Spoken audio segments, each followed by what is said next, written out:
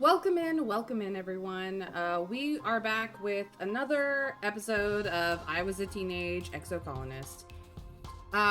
This is, we're still, I believe, 17, and we're working through raising our social skills now that we have maxed out our mind capacity.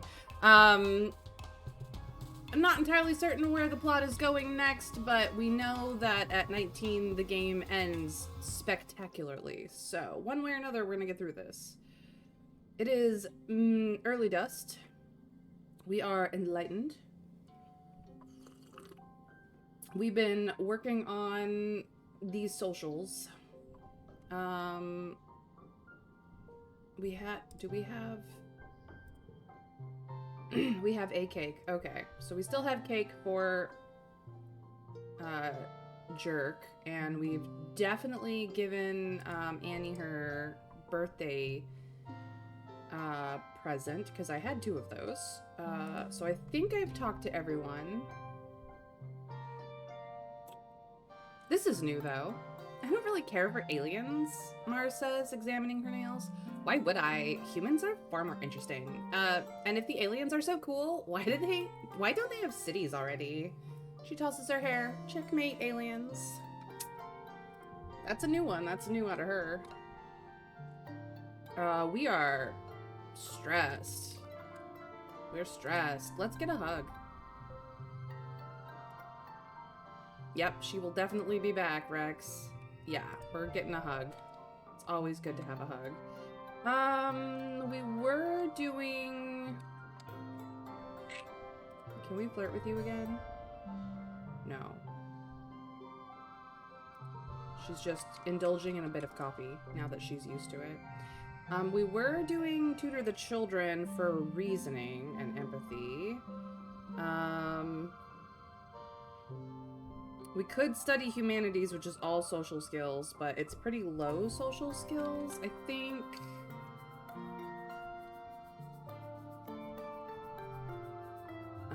Helping in the kitchens is creativity and empathy, which are our lowest socials.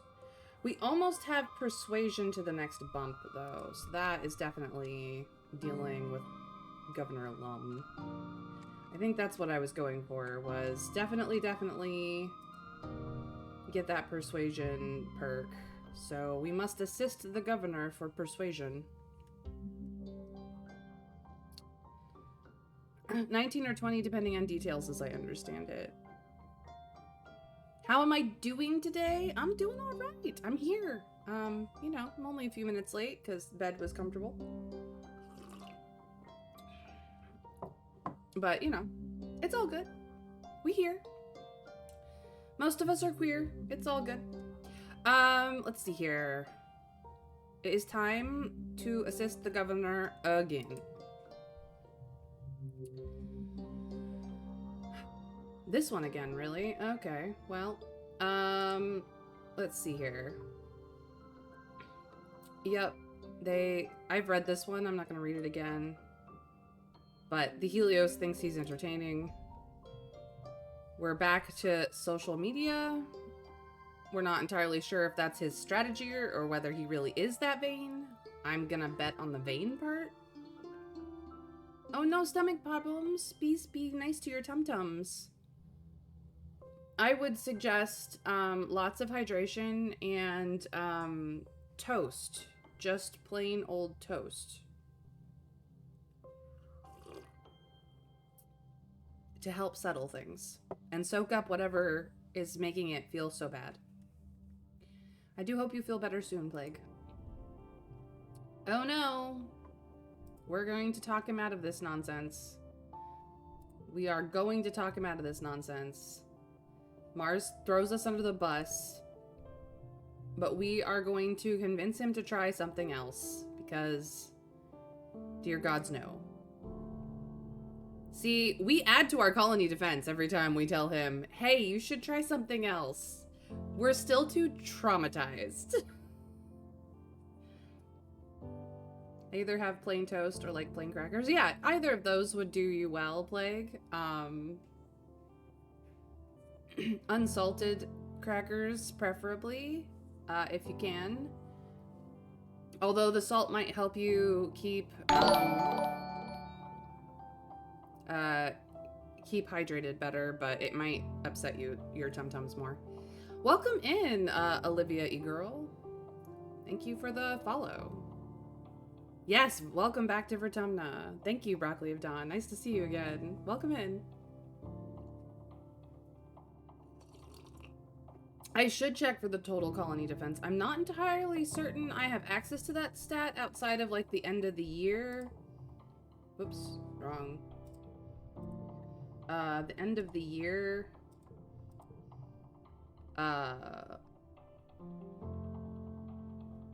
Summary, but I will look. Yeah, let's do our persuasion challenge here. One slot, one card gets +3 if they're in this slot. Cool. You can check from the depot.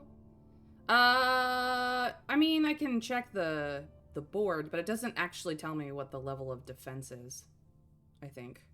I'll check at the depot. We'll see. Wasn't it next to the food supplies one?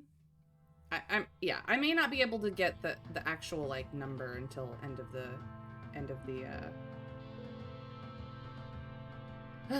if brain would brain, I would brain with it. Okay. Actually, 7, 6. This is not gonna be a 5. This will definitely be a 5. This becomes a 4. This becomes a 3. No run of 3. Okay. Well, we might be able to do other things here. What if I do something different here? We do have a run of 5s.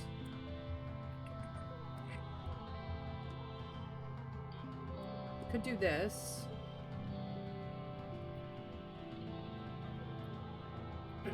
And then this.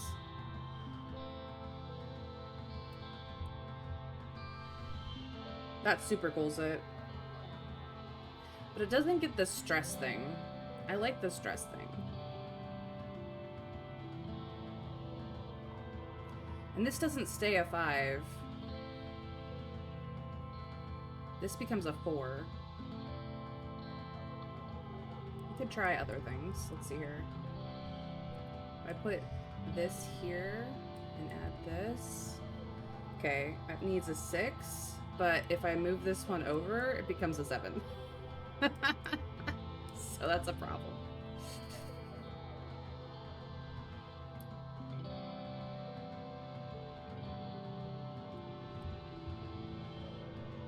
I mean, that's still super cool set, honestly.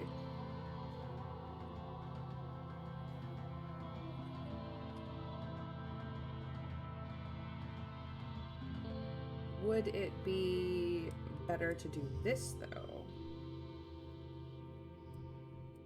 Nope, the straight is 1 point more.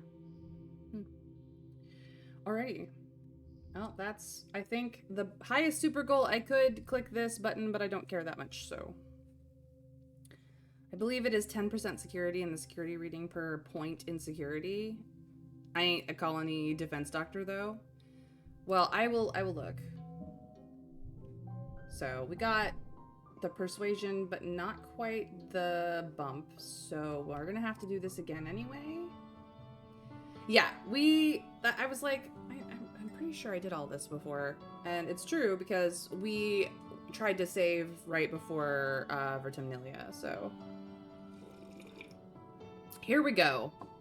Big lum speech. Rip to my voice, but here we go. This year's Vertumnilia is ushered in with a big military band, horns and drums, supplemented by recordings of parade music from Earth. Governor Lum strides out of command on a grand red carpet and ascends the stage to raucous applause. "Thank you, everyone," he calls out over the din. "Look at you, look at this colony, finally truly united." You might recall last year we were a little divided still. All it it took was a common enemy, he declared. I look at all you beautiful people, you strong people, you good human people, and I see a fire in your eyes. I see courage in your hearts. I see a colony that's ready to win. I see a colony that's here to stay, Vertumna. Do you hear me? He raises his arms and roars. Do you hear me, Vertumna? We humans aren't going to hide anymore. Oh, God. Rip my voice.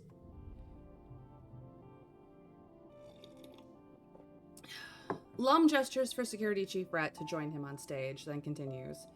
The original fugitive colonists got it wrong. In Roman mythology, Vertumnus was the god of cultivation, not of rampant, chaotic growth.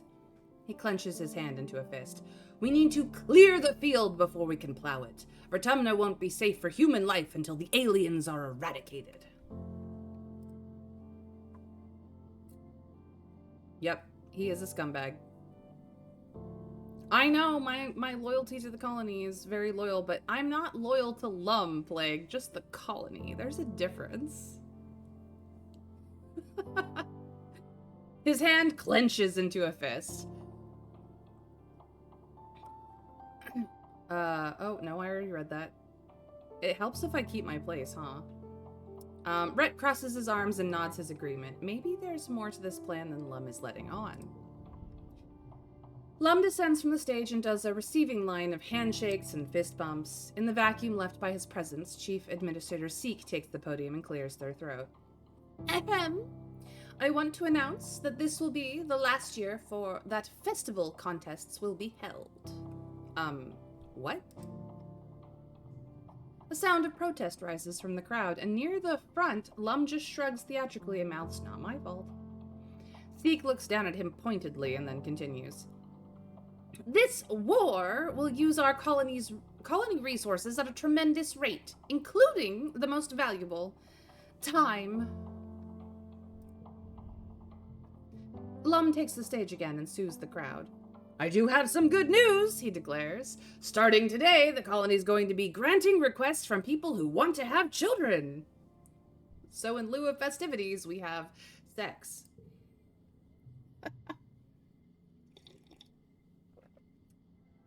A happy murmur burbles through the crowd. Yes, that's right. It's time to start on the next generation of Rotundans and secure a future for our children. Lum pumps his fist in the air.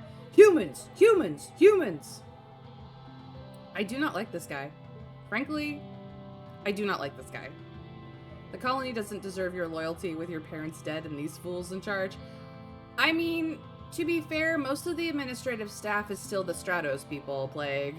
Again, there's a difference between being loyal to Lum and loyal to the colony.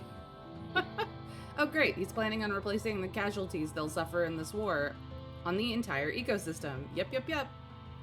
Anyway, about this war on nature. I think it's stupid, Cal says immediately. I know survival's important, but we don't have to kill things to survive here. He is absolutely correct, and look at that man. Mars rolls her eyes. Duh, of course you'd think that, she mutters. Personally, I think Lum is a total nullhead. He's not that much older than me. What is he, like 24? And everyone listens to him? She flips her hair over her shoulder. They should listen to me instead. Right, Mars, you're only like 18.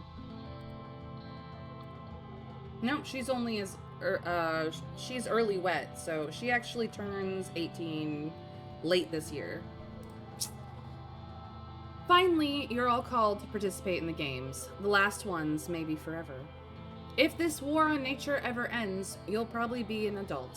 As your friends all separate into their usual games, you realize that this may be the last time that you just get to be kids. What do we choose? Well, we've never chose Xeno Wrangling because we don't have the combat. We've never chosen the talent show, even when we've had the persuasion, because we are a brain. Which either means the trivia again this year, or the bake-off. We've never actually done the bake-off. And we've had the ability to do the bake-off for a while, but we usually go up against our beloved. Maybe we go to the bake-off instead and let Tangent win once? I don't know if the Bake Off is against Tangent. I'm pretty sure it's not. I'm pretty sure it's against other people this time. Possibly Cal? Possibly Nami Nami? Yeah, let's check out the Bake Off since this is the very last one we'll get. It's Cal. Ah, my loyalty goes up again. You join Cal in the kitchens. I tried to come up with a better pun than bake on, but I couldn't. He sighs. It's too good. This year's theme is pie. You'll be responsible for forming a delicious, flaky crust and a delectable filling. No soggy bottoms. Red is going along with his plan. Seek is just trying to go for a power grab in my mind. Instance is the only one who doesn't seem to be following along like a sheep, but she's still helping him rid the world of Xenos. And the people I would genuinely trust, being Hal and your parents, are gone. I don't like this administration. I might remind you that Cal is now the head of Geoponics. So, he's a pacifist.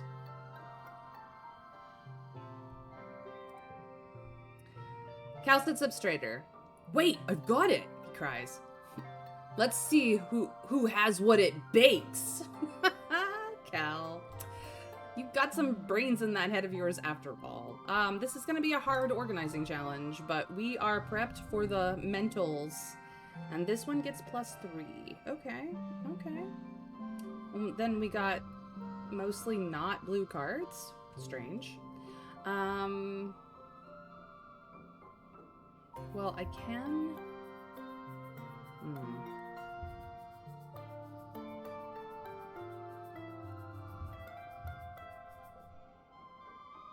But this one is wild, so it does not matter.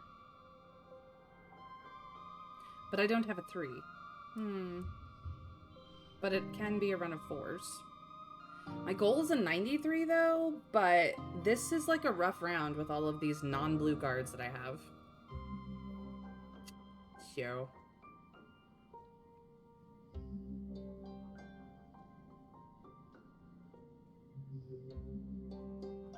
It's technically a 1, except it's a value. Its value is wild, so it does not matter. It's a 4 now.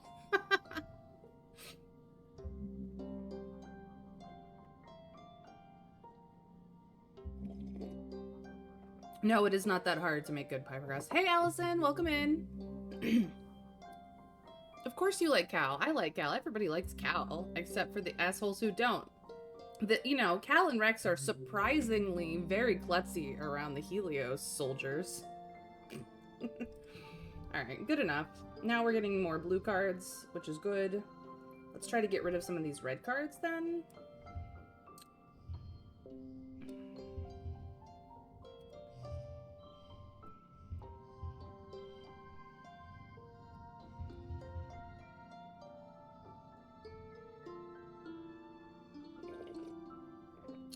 This is terrible. I want these cards for the last round when I have the full thing open. I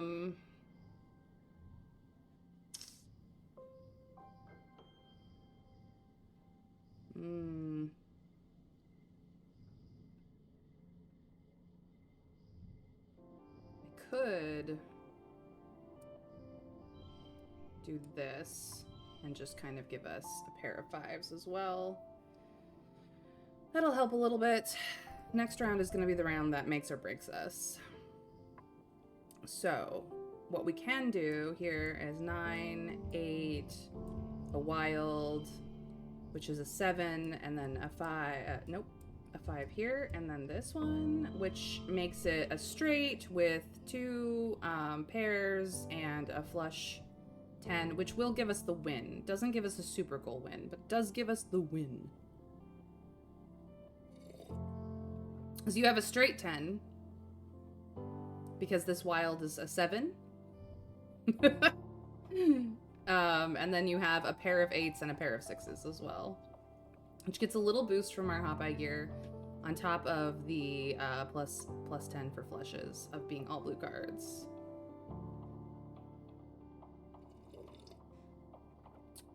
Not bad, not bad. Can the 2 go on the slot that grants +3? I mean... yeah, but...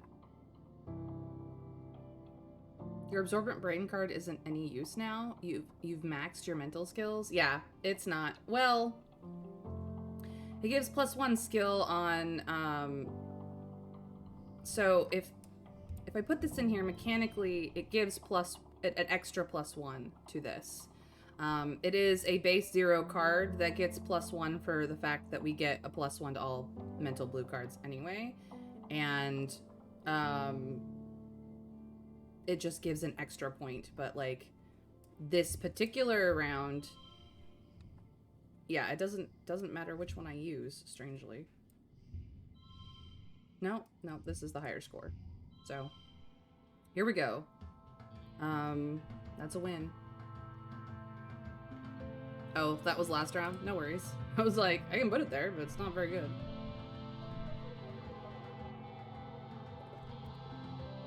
I did win, though. And I got a Wild Flush card. Cal's Pie comes out technically perfect, golden brown and flaky, with a tart bobber fruit jelly, but the taste is kind of bland. It's so-so. The judges remarked that it could have used salt. Your pie, on the other hand, comes out looking and tasting great. You clearly have what it bakes. Our stress. After the festivities, everyone is supposed to take a few days vacation. You and your friends relax, but the adults move around the colony like ants in a hive, fortifying the walls and preparing for the human offensive against the planet. Alright. Early dust to mid dust, which is our resident assholes. No, he's mid-wet. I believe then it's Nami Nami's birthday. Oh geez. Did I even look at what she likes? Crystals. I think I have one. Yeah. Oh, I got 2. No, we're good. We're good. Alright, so if we view the notice board, colony food supplies are excellent. Colony security rating is 70%, but it's been 70% for a while now. Green vertumnum now. Petitions to remove contraceptive implants are under review. Thanks for your patience. Do your part to protect vertumna, join the colony defense, or a hunting party. And then this is the current council, which Recalcitrance is Cal. He just goes by Cal. Bake Off Champion is a pretty damn great card. Surprised Rex also wasn't competing in the baking contest. I think he's in the talent show.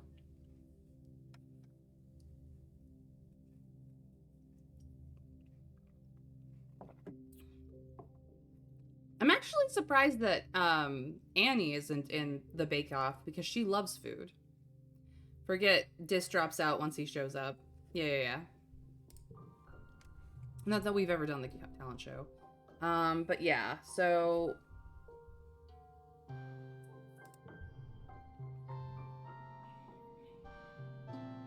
we could buy more cake, but I'm not really fussed with anything that's in here. It's fine. Alright. Mars.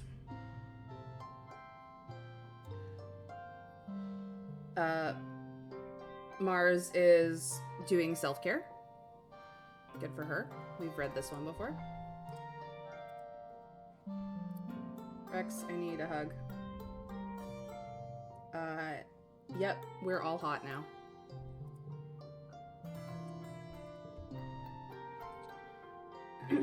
When is your birthday, Rex? I forget. Early pollen? Okay, your birthday is already done. I do have a log for you, though, so have a stick.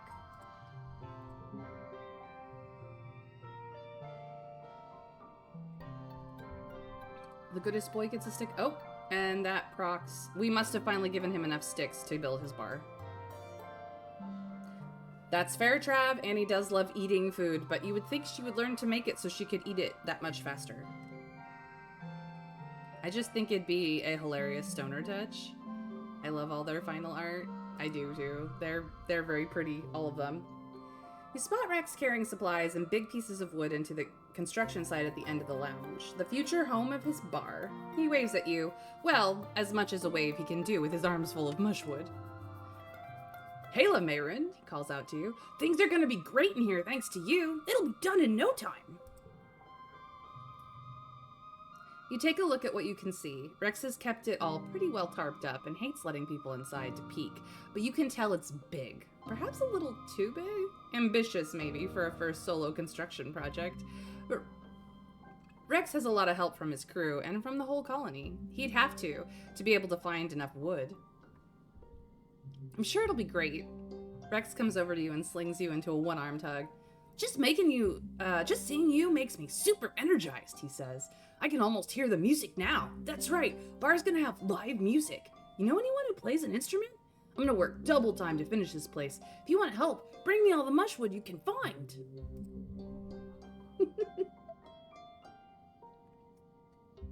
He's actually fun to do the voice for. Well, I can think of one person who probably is in the cake baking contest. They are no longer with us. Yeah, don't remind me that Tammy should be there and she's not. It's just so sad. I'm gonna have to save her next time.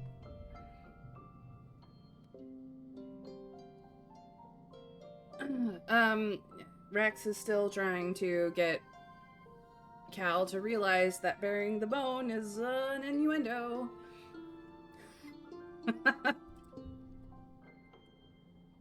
Oh, that's such a funny line. But I mean, can you blame Rex? Look at this man. Look at him. Look at this man's. Ah, the hop kitties. Eee. Like my pet, but baby-sized. Let's go see this.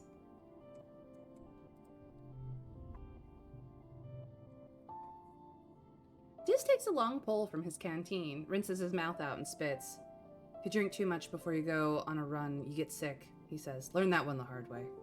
You ask him what he was running from, but he just shrugs. I mean, he wasn't scared, you guys. He just, you know, tactical retreat. Tammy would wreck everyone. She would wreck them. She wrecked my heart when she died, that's for sure. She was such a sweetie, and she was so scared, and she didn't want to leave the Strato, and then she died in the Strato. Like, the fuck. It's odd that Rex needs to go collect wood when he has enough wood all on his own. Plague, wrong kind of wood. You know what? I am gonna bother Rex instead of you. I don't know why I talked to you. You're a jerk.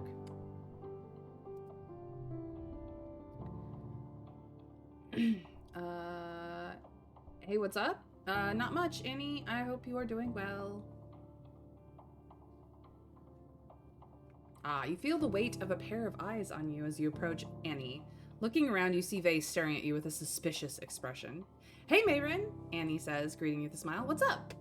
Look, we're friends, dude. I'm not trying to mac on your girl. I don't understand why she likes you. At all. Whatsoever. You jerk. That's not true. I do understand why she likes you, and I still think it's a bad idea. Nah, he's very brave. He's not dumb. Absolutely not. Anyone who says otherwise can talk to me, and I will beat their ass. My girl, my love, my one and only, my queen. I feel an increase in dopamine when I see you, Tange says, slipping her hand into yours. Or I suppose it could be the bonding hormone, oxytocin. Do you know there are 4 major hormones that play a role in what we register as happiness? She smiles at you and then seems to remember herself. What I mean is, in this current moment, I am happy. With you. She's late wet, but that's fine. I'm still gonna give her a flower. I hope you find it useful, babe. She will never respond to my flirts, but at the very least I make her happy. I believe it is your birthday. We've read this one. She's just trying to make people happy. And crystals. Here you go. Ooh! Nami exclaims, making grabby hands at the pretty crystal. Happy birthday to me! I can't believe you remembered. Thank you! She's adorable. Well, they are adorable. They are they, them. I screw this up every time. They are lovely, wonderful, they, them. Absolutely magical.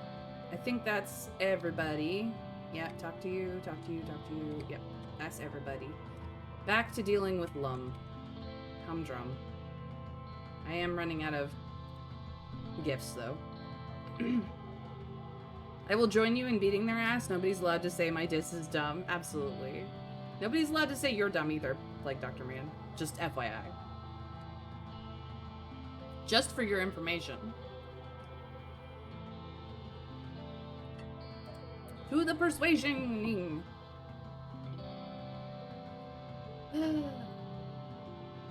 Mars usually handles Lum's social media presence, which is an unusually important job for a colony so small.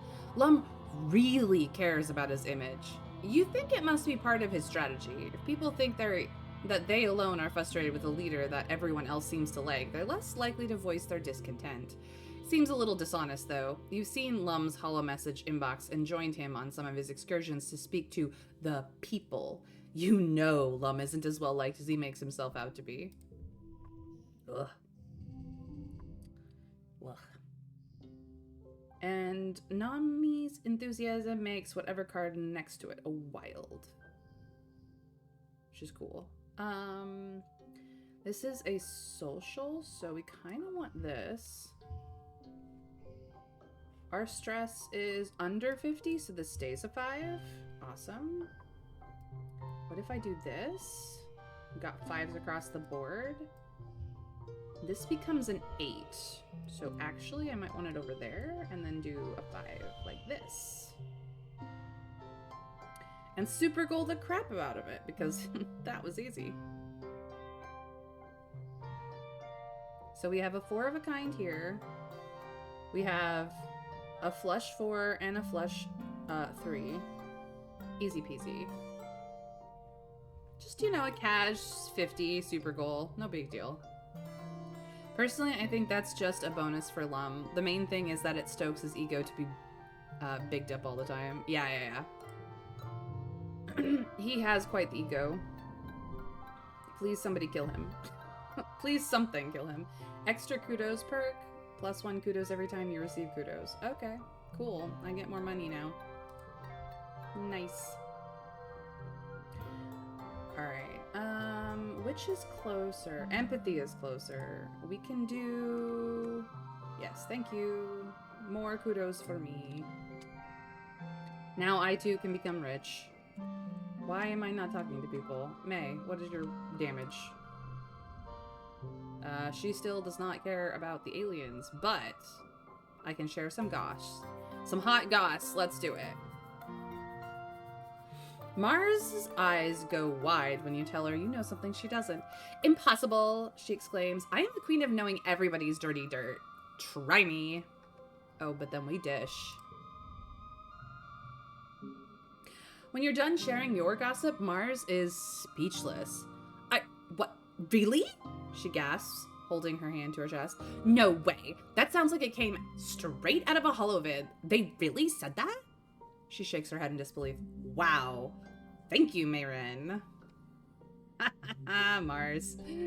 Sometimes not talking all the time gets you the best hot goss. Just saying. It's funny how your binary assumption of Nami's gender is opposite of mine. I also wasn't able to remember the right pronouns for some time.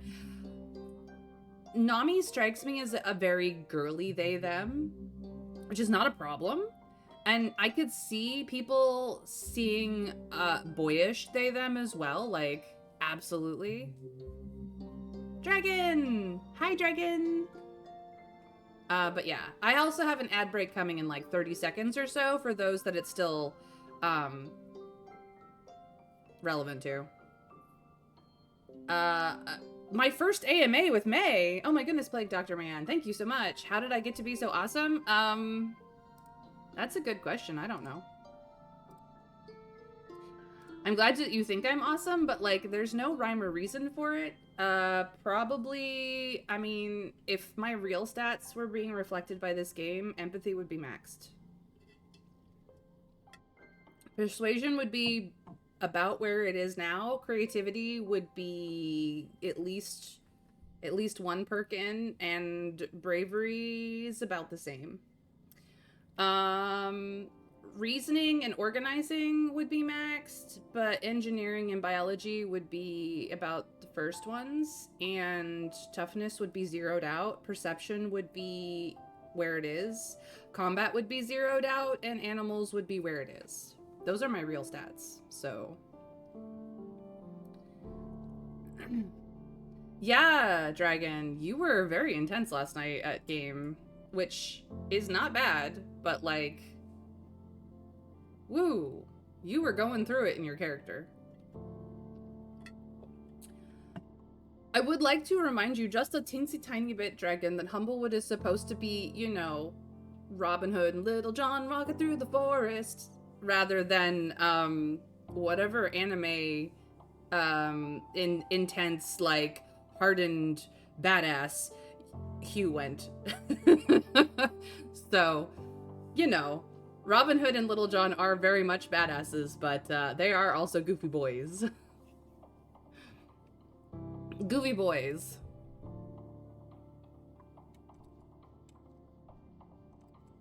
We just rocked Mars's world. Actually, it's late dust. Whose birthday is it? It's not Mars's. Mars's is next month. I think it's Cal's? Yes. Yes, it's Cal's. Okay. Don't let me forget to give Cal a birthday present.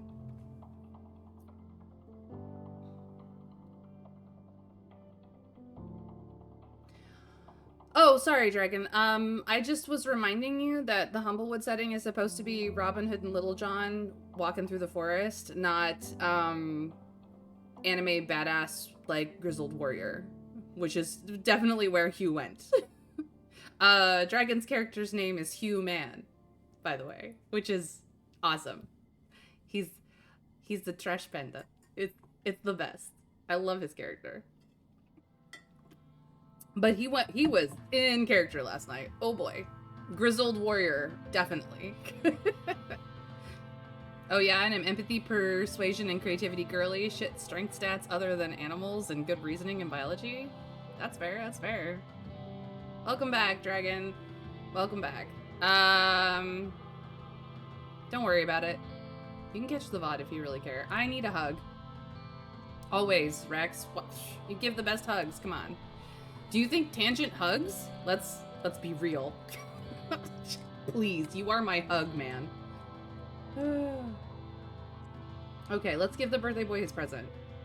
Cal! Oop, he's still trying to get Mama Hopeye's trust. But I found something you might like. It may in fact be a bobber fruit. Just saying. Oh wow, that looks delicious, Cal exclaims. Thanks for the birthday gift, Mayron. You know I love to eat. You do. You do. And you cook. This is a man who cooks and looks like that. Like... Oh hey, we must have gotten to a threshold. Where's Cal? 70? Yep, definitely got to a threshold. Oh, don't look like that, babe. We've been friends for so long. Please, don't look so sad. You're looking around for Cal when you overhear him just around the other side of the geoponics dome. For the last time, leave me alone! That doesn't sound good. Hey, look, so long as our DM is down, you're good. Hey, BB, welcome in. Thank you for the lurk, babe.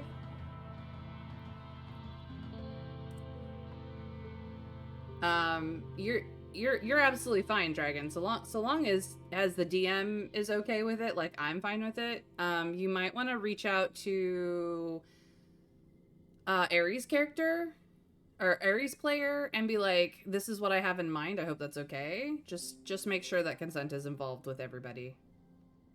That's all. You know me, I'm down for whatever. As a note, I'm a player in this game. I sometimes help herd cats when it comes to the fact that, like, half of the people there are very much ADHD, and so we tangent quite a bit.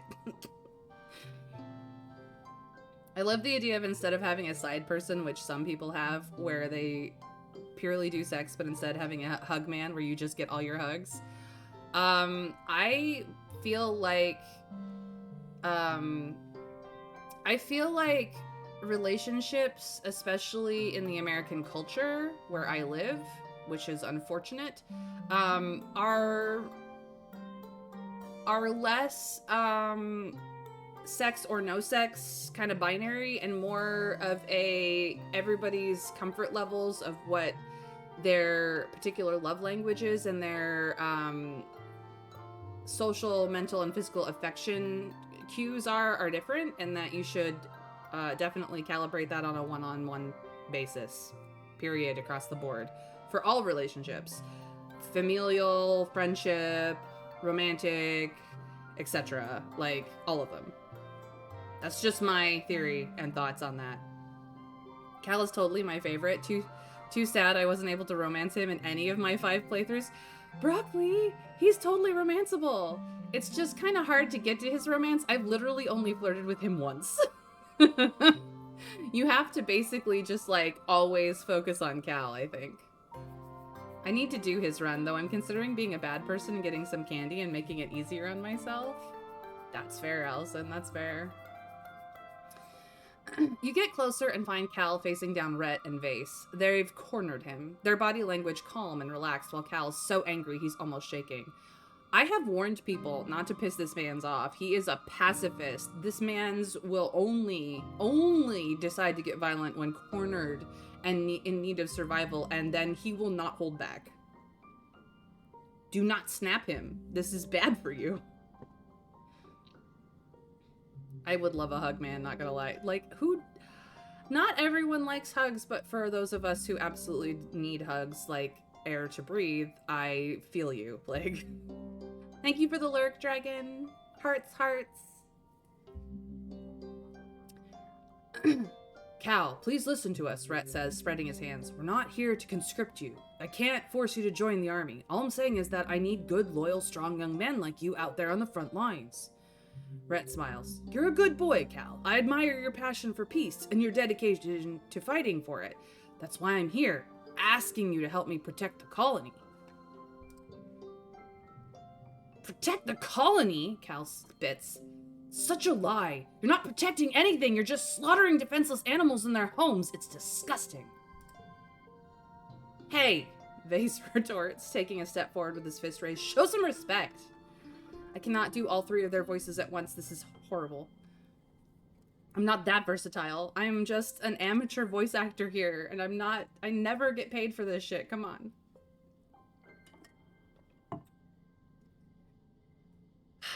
I'm not really built for men voices anyway. Cal runs geoponics. He's got more important things to do than be a frontline soldier. Right. He's literally the glue holding together the food supply. Like, come on. Plague, I would love to hug you right now, because, you know, hugs are important. I know, just failed the first time because, spoiler, and just wanted to see other parts of the game too. I even dated the fascist boy. Yeah. I hear that Vase is a very sad, tragic person. I've been spoiled on some of that, but, like, this is my absolute first run through, and I'm a tangent girl all the way, so. Cal squares up like he's ready to take the hit. For who? He asks, voice sharp. Psychopaths like you? Vase roars and looks like he's about to take a swing, but Rhett holds him back with one raised hand. Vase slinks back to Rhett's side, glowering at Cal. I can tell you need a bit more time, Rhett says. I just wanted you to know that my door is always open if...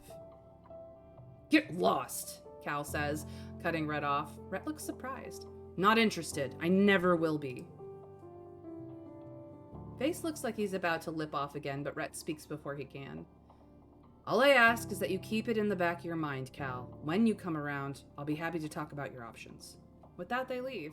Vase gives you a scathing look as they pass. Well, he can be an asshole somewhere else. my masculine voice acting is good. Oh, but it wrecks my voice. Like, this is day 2 of voice acting and I do 4 days straight of this shit. So please understand that it just gets rougher and rougher as we go. I'm not a girly girl voice, but like, it's easier to do the girly girl voices because I'm a girl, you know? My pronouns are she, her. Aw, I'm a pretty boy. That's awesome. If I ever decide to go more they, them, I at least know that I have pretty boy voice. I've totally just done runs until I successfully dated, including a happy ending, whoever I decided to go after. Heck yeah, Allison.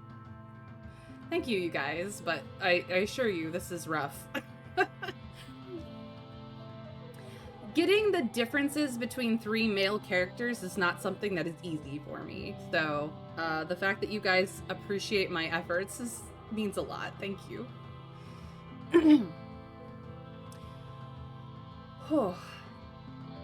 Cal sits down heavily on the sack of fertilizer he must have been carrying before Vase and Rat cornered him.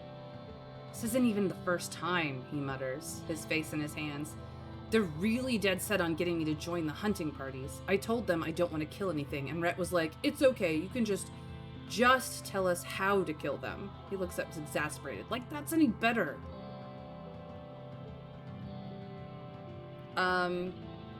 This, I'm not gonna ask, because this is not even a thing that we care about right now. I wish they would leave you alone. This is how we feel for our friend, because we know he's never gonna say yes. Allison, they probably would help if I did them. But I am someone who likes bed too much. I roll out of bed and come stream, so I'm too much of a night owl to do anything else. Even though this is my afternoon. This is technically, like, my whole day.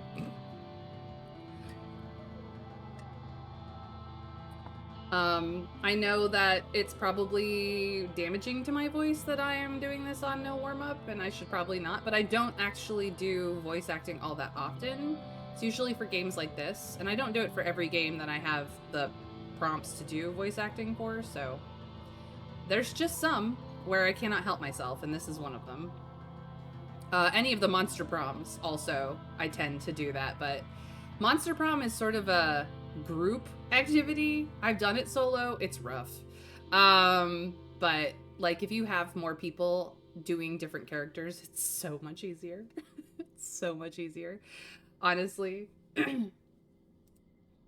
I could even probably like do the next run of this with friends, and it would be way easier because then everyone could, oh, I didn't know you could click on them and bring up just their specific thing. That's good to know.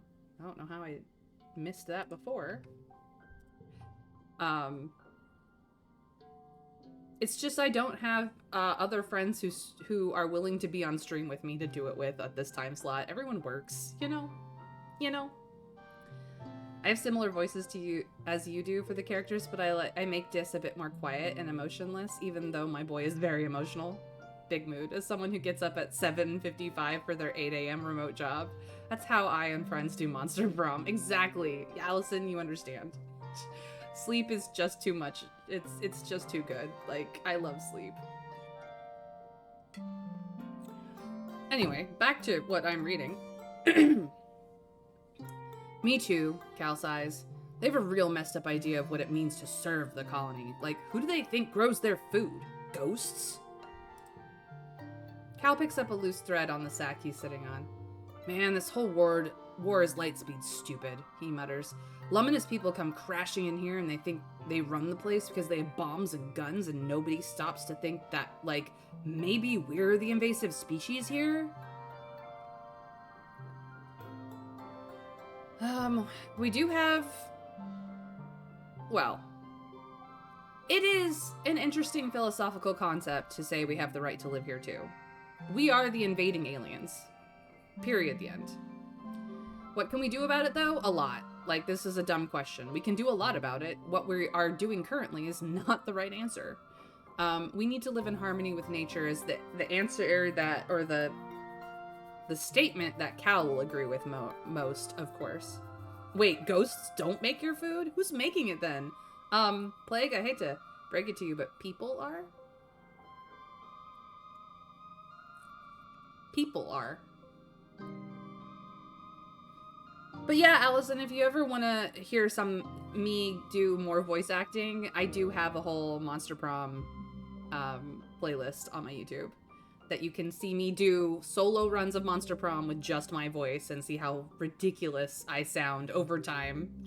You can tell as the week went on with Monster Prom how much my voice just like disintegrated. Of course ghosts don't make your food. That would be terribly unhygienic. They drip ectoplasm over everything. Ew. Yep. We wouldn't want a Slimer situation. I spoke with Ari and she understood where I was going. I'm glad I didn't make anyone upset. Of course not, Dragon. Like, we're all in it. D&D is all in it. Just remember, consent is key. Like, if you want to do crazy shit, it's always best to be like, as an aside, just be like, hey, I would really like to go this direction with my character. Is that cool with you? That conversation saves you so much worry, so much headaches, and also collaboration in a collaborative storytelling game is kind of like the whole point. So, I have a chef named Mike R. Wave.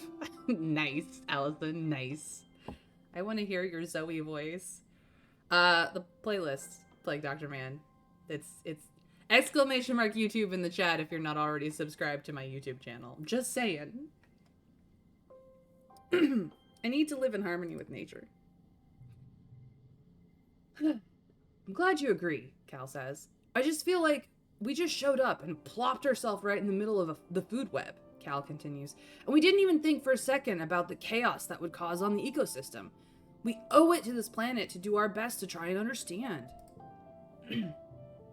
Cal's shoulders slump in a sigh and he pushes himself to his feet.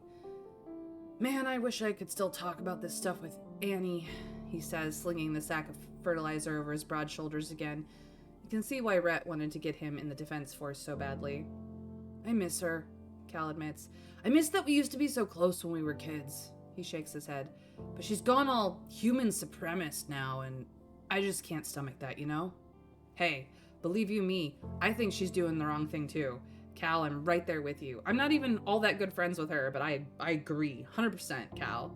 I'm sorry that Tammy is not here with us, because she absolutely would agree with you as well. And, oh god, now I'm sad. Yep, there's the link for all those who are not subscribed to my YouTube channel.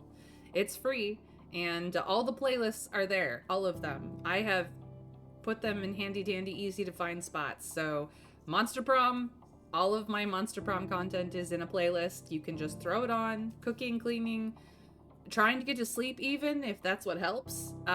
If you're bored, if you just want to hear me be ridiculous, by all means, help yourself.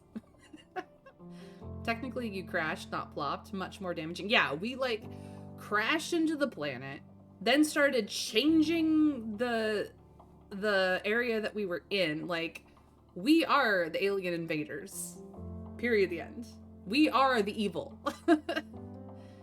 Maybe if you were really good friends with Annie, she might go different, but as it stands, she's all caught up in the bad stuff. Yeah. I did not make good enough friends with Annie earlier on when I should have to help her think through the Vase is a bad man situation. She's just going, oh, he's such a badass like my dead brother is, and is in love with that concept. It's disheartening. Yep, they are assholes, and they are indeed making it worse. We agree, Dis. We agree. We've gone there. We've done Rex. Let's go over here. Oh, geez Louise.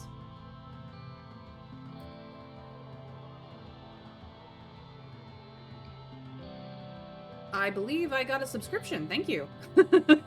It doesn't pop up in a place on my Twitch feed, unfortunately. So, but thank you for the subscribe. Yeah, like, I play in a campaign where my PC is dating another PC, and we decided that they had a thing for each other right off the bat, which meant we were both on the same page. Not that this is similar to whatever happened in y'all's campaign, but I just mean to say consent is important. Yeah. Dragon is learning to some degree. I mean, he's really good. He's a great player. This is not my first run with Dragon in a group, but it's like, yeah. I've been playing tabletop RPG games for the better part of a decade, and I have been playing in freeform roleplay circles for like 2 decades. So the etiquette of how to be a participant in a collaborative storytelling experience is something that I have down pat. And let me tell you, it's much easier in D&D when the rules for how your characters act are consistent for the most part than it is in a freeform setting where everyone really has to agree to disagree or the drama gets wild. I have stories, you guys. And there are channel point options to find out what they are. I'm just saying. Thank you, Broccoli. I'm glad that you are interested in the variety of story games that I play. And believe you me, I play a lot of various kinds. I don't really do first-person shooters or strategy games or... and I try to limit how much... platformers that I play, though Spiritfarer was a platformer, and oh boy was I bad at it, but like, I like games with story. Just, that is my thing. You'll go back far enough and you get choose your own adventure stories at the very beginning of my career, but yeah, feel free to check them out. I don't stream over the weekends, so that's a way of keeping up with me if you have time and the want to listen to me for hours.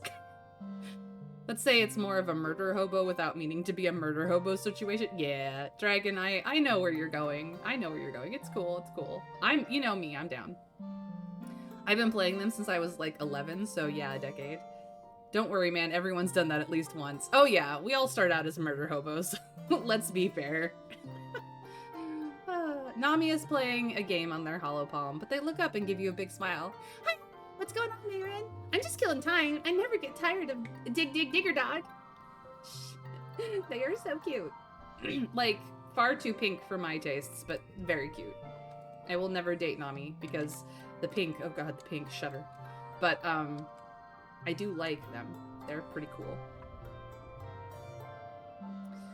Oh no, the delinquent brother situation. Well, since he's late for his shimmer, vaccination, I'm not gonna worry about it. Feeling like challenging the squat queen? No. No, ma'am. No. I would get my butt kicked. Thanks, Annie, for the invitation, though. Vase, stay away from Cal. Stay away from Cal, you jerk. I don't even know why I talked to you. I don't know. I don't know why I talked to you. Alright, we've done persuasion. We're looking for empathy. I believe I have to go over here for that. Help in the kitchen is creativity over empathy. This is creativity and bravery. Okay. So this is going to emphasize creativity, but I'm still going to get empathy out of it. So we're going to help in the kitchens and see if this opens up more activities in this particular area. Annie's so freaking badass now, and somehow she looks up to Vase. I know. Like, I swear she could kick his ass, but she's just, like, so in love.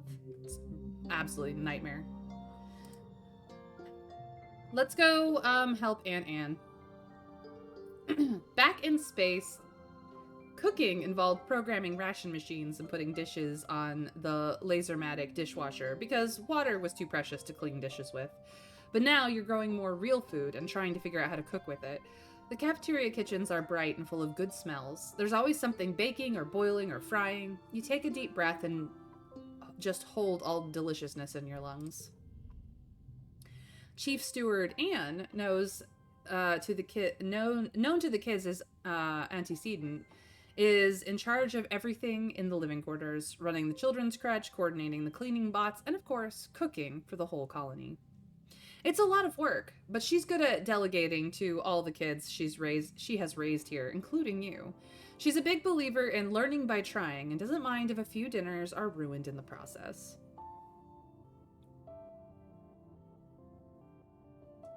She's seen more actual combat against Xenos than him by far. Absolutely, Plague Doctor Man. She is a bigger badass.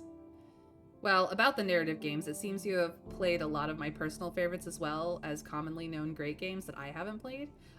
I'm glad to find out that we have a lot more in common than you expected, Broccoli. Or is it Dawn? You let me know what you'd prefer to be called. Broccoli of Dawn, Broccoli Dawn, something else entirely. Whatever. I'm down for whatever. We're chill here. But yeah, I play a lot of kinds of games. I am very much into story, but eclectic in the mechanics. Like, I can see all kinds of games having story. You know, games like Minecraft and Sims 4, you kind of are making the story up as you go, but there's definitely a lot of story potential in way more games than people think. Yes, I have played Disco Elysium, and oh boy, was that a trip.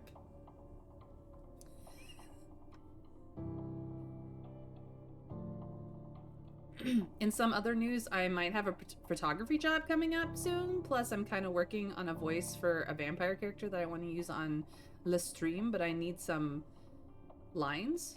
I don't know. You misspelled that with your dyslexia. But yeah, good luck with your vampire character. Broccoli is fine. Okay, cool. That makes it easy for me. I think you would love it.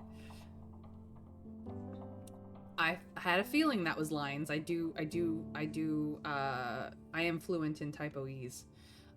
You know what sucks? When someone playing D&D feels their character is being ignored, has said character throw a fit, and then said character gets whatever they want afterwards, so that when the same thing happens to someone else's character, and that player does the same thing as the other player, because it worked for them, but that player is not only reprimanded, but is continued to be ignored, that player realizes that they are in the wrong space and never plays again. You know, whenever that is a common experience, and honestly, the thing to know about that situation is oftentimes if you are in a group, any kind of role-playing group for any kind of game, doesn't matter if it's freeform or D&D or any kind of creative, collaborative storytelling space, and you feel ignored, leave. Find a different group. I'm serious. It's a collaborative space. You absolutely have to be able to be willing to work with everybody. And if it's someone playing favorites, whether it's the DM playing favorites or whatever, that is not the place for you. That is not a collaborative experience. That is, they should probably go write a book together situation. Like, you know what I mean? Like, I've been in those situations before. It sucks. But it is not the end of the world. There are many ways to find a group in a collaborative space to play with that will not ignore you. So Winter Fairy, I know that at some point you're going to come play with me and you're going to have a much better time.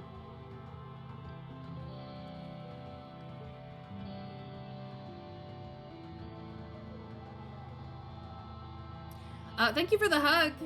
Eggnog, welcome in, by the way. Look, 328 hugs over the time that Nightbot has had the hug command. This is pretty good. We should probably get back to the game, because here I am just chatting with you guys. Alright, let's see, where was I? Next. It looks like you're on your own this morning, Aunt Anne says, welcoming you to the kitchen. Don't worry, though, we'll start you off with something easy. She shows you the kitchen nanoprinters. Just press this button and the ration machine will spit out a freshly pressed cake of soy rations. It's not tasty, but it's nutritious. She then shows you to the range. A large pot of brown stew is bubbling away. Here is where the real magic happens, she says proudly. She takes a ladle and spoons up some of the stew so you can have a taste. See? For this stew we added homegrown veggies and spices. This is what I love about cooking, she sighs proudly. Turning raw ingredients into something better just by adding a little bit of work and a lot of love, just like raising children. How about you, Mayrin? Why do you want to work in the kitchens? That's a good question. Why do we want to work in the kitchens? We can't say that it's about the stat boosts. Sims 4 has another update today. I think they're doing updates every 2 weeks or something, especially since For Rent is utterly corrupted, deleting game saves and stuff. Yeah, I think they're on a bug hunting mission at the moment because the fans are freaking out. I have not been keeping up with the new packs. Like, I stopped right before Horses came out, so I'm very behind in the new stuff, but I do love the Sims 4. Because it means I can poison Lum's morning coffee. Yeah, that's not an answer we're allowed to give. Is it like a puzzle to us because we're a brain? Do we just like to provide for others because empathy? Or do we like eating real food because it's yum yum? Stat boost is the honest answer, though. It is the honest answer. It's just not the answer I can give. I need the life and death pack. I mean, the Grim Reaper is hot, Winter Fairy. I don't know what to tell you. Also, please, everyone out there, if you're feeling left out in your D&D game, have a discussion with your DM. I at least sometimes struggle understanding when people feel left out due to my problems with social cues, and would hate to see that my players are feeling like their character doesn't matter. Puzzle! Plague, that only works if the DM is willing to admit that they were ignoring you. Like, I know that I am 100% certain, Plague, that you would go, oh god, I'm so sorry, I will fix that immediately. But there are DMs who play favorites and do not care that they are playing favorites. Like, they're just gonna do what they're gonna do. So, you are canonically a nerd in the game. I am a nerd in real life too, Broccoli, I'm just saying. Just saying. The puzzle aspect is probably true. In real life, though, actually, my true answer as a person in the world is I like to provide for others. Like, that is one of my love languages. But I think for this particular version of Mayrin, it's like a puzzle. Oh yeah, I mean, with good DMs, if your DM doesn't admit or doesn't acknowledge you, leave. Yes. Winter Fairy and I have been friends enough. We actually ran in a collaborative storytelling D&D-esque thing for a while. It wasn't, we were kind of loosely following D&D rules and keeping to those kinds of like abilities and powers and stuff and spells, but like it wasn't an actual D&D campaign. It was more of a roleplay freeform thing with some D&D terminology being used, really. And let's just say that some of us got a lot of attention and some of us got ignored. It was pretty bad. But Winter Fairy has also had other experiences in this because the DM did not care. And I have as well in the past. And it's just better to leave and find somewhere else to be at that point. Anyway, it's like a puzzle. There's a science to cooking that fascinates you. Adding energy, dissolving things, forming and breaking molecular bonds to make something new. It's so cool. You tell this to Aunt Anne and she smiles indulgently. Sounds like I'm going to lose you to engineering, she says. I'm happy to have you for now, though. Oh no, you already lost us to engineering and we came back. Because at the end of the day, good food is good food. Aunt Anne sends you up with a few basic kitchen tasks and leaves you to it. If you need help, I'll be just around the corner, she says.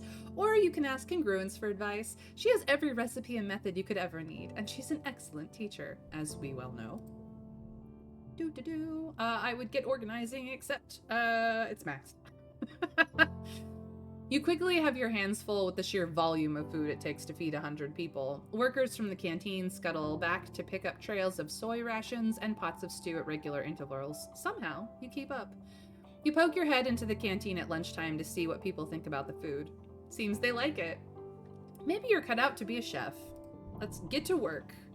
It's time for cooking. This will become a yellow card regardless. Okay. We have 9. It won't bump. Well, actually, it is a 9 because we are stressed. Okay. Let's see here. 8. 7.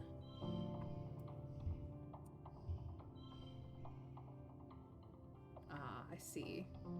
That messes us up. This is a 6. And this is a 5. No, it becomes a 6. Why did... Oh, because all yellow cards get +1. So we do have a straight. We do have a couple pairs of flushes.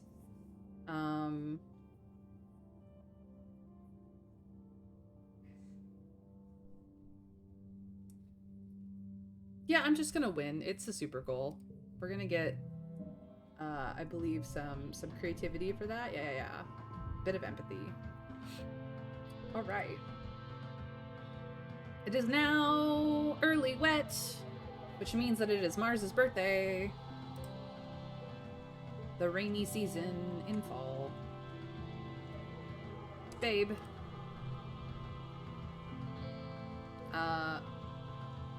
Yeah, we should just ask astrologers for guidance. Absolutely. I agree. I have to wait. I have to... Hold on. I only have one yellow flower, so I have to wait on giving it to her till her birthday at late wet. Because both her and her twin are late wet. And it is relationship. Dating you! We know that. Alright, looking for collectibles since the season has changed. Hey, Rex. Yep, everyone's hot. Hugs are incoming, though. Heck yeah, new season +2 friendship. What are we up to now? 51, nice. Best hug. I want to try out that weird red tentacle root in the back. This one?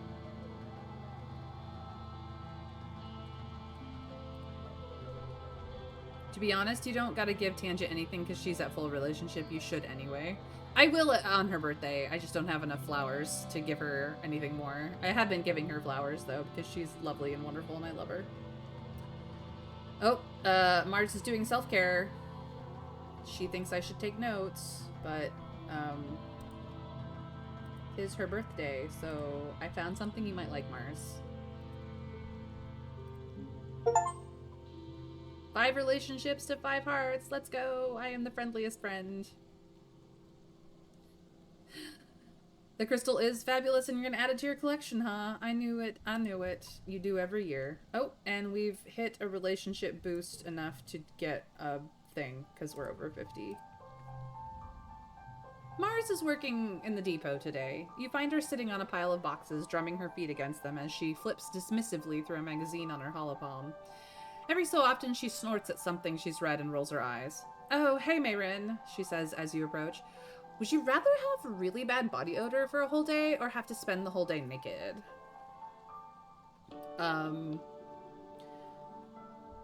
Would we rather be stinky? Would we rather be naked? Or, why?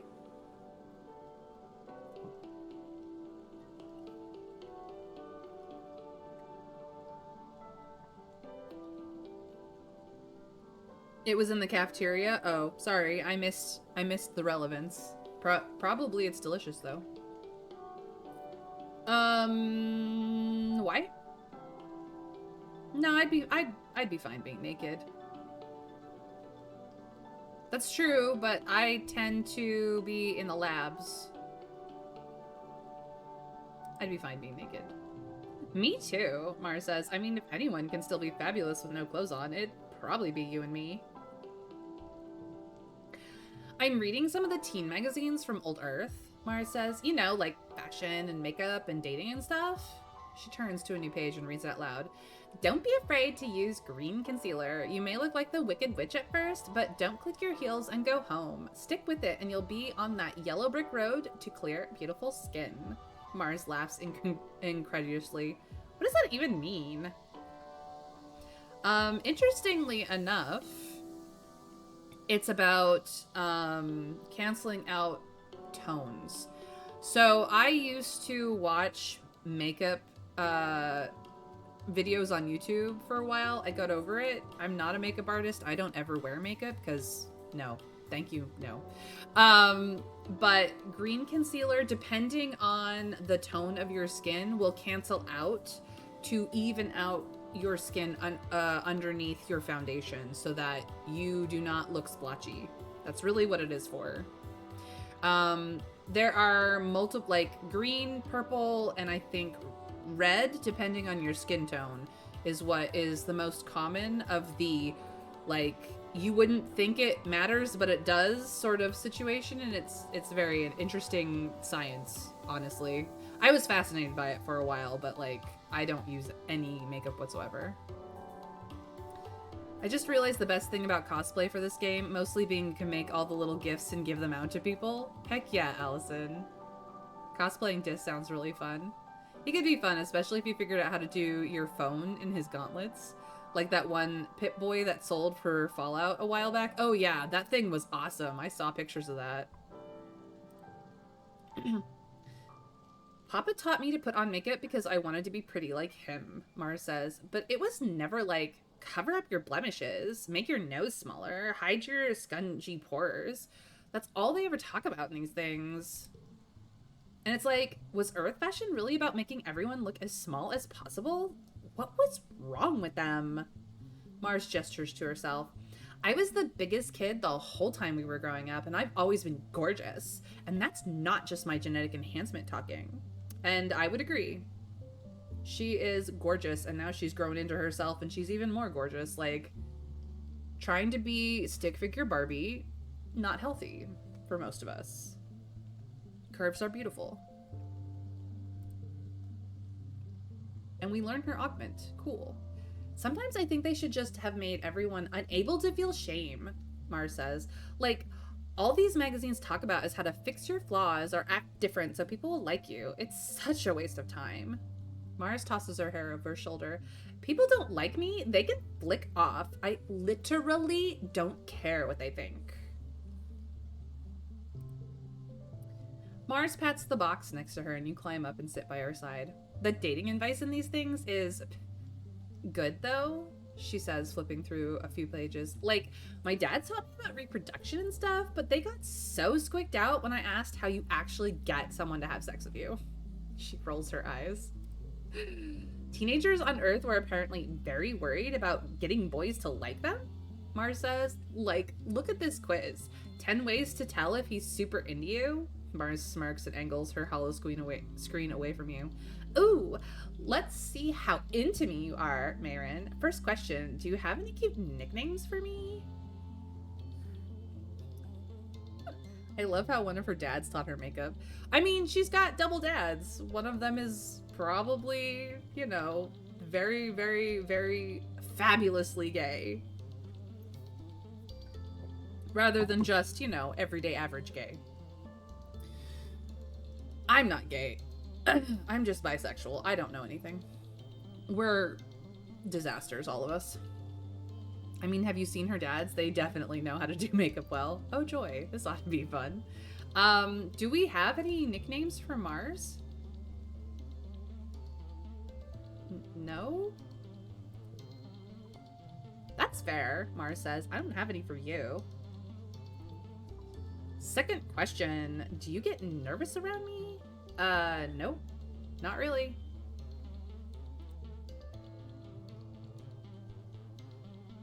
Markiplier? No.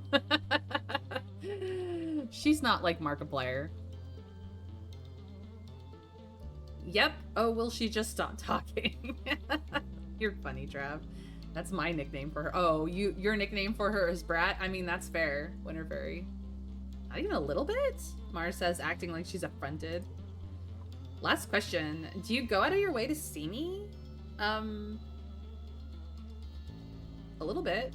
I do. I actually do talk to her like every month. I go out of my way to talk to Mars every month. A little bit.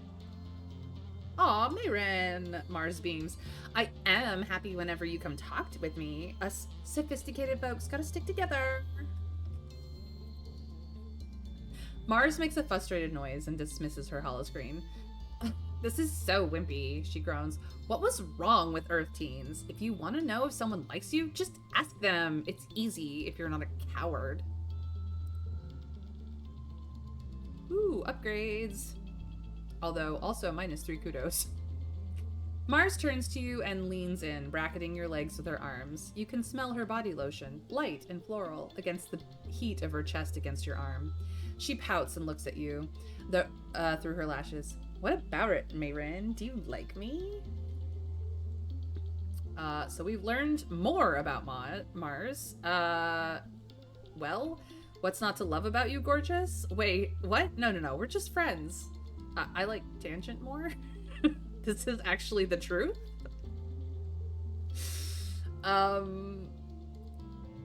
Okay, so she's shameless. We knew that. She's fairly rebellious, very outspoken, and quite the socialist.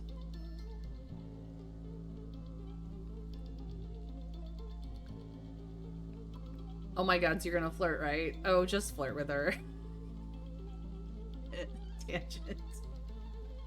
You guys act like you have a choice in this. This is my choice. This will make her mad. She won't care about this. She'll be like, whatever. Sure, let's flirt with Mars. I don't think Tangent's gonna be mad about it. We act like we know you. Shut up, Trav. Mars smiles and tilts her head back. I didn't say love, she teases, but I'll take it. Yeah, that's what I thought. She wasn't gonna be serious anyway.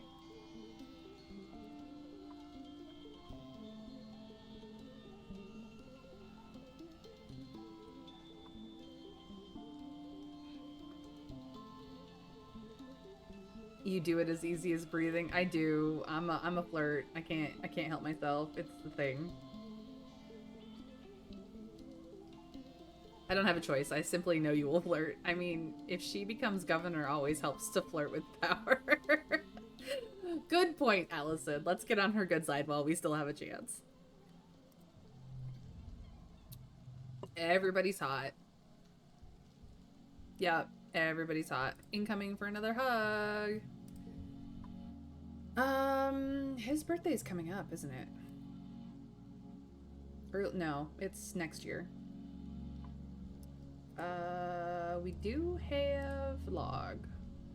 Got you a present, but we only have the one, so you're getting cake for your birthday next year.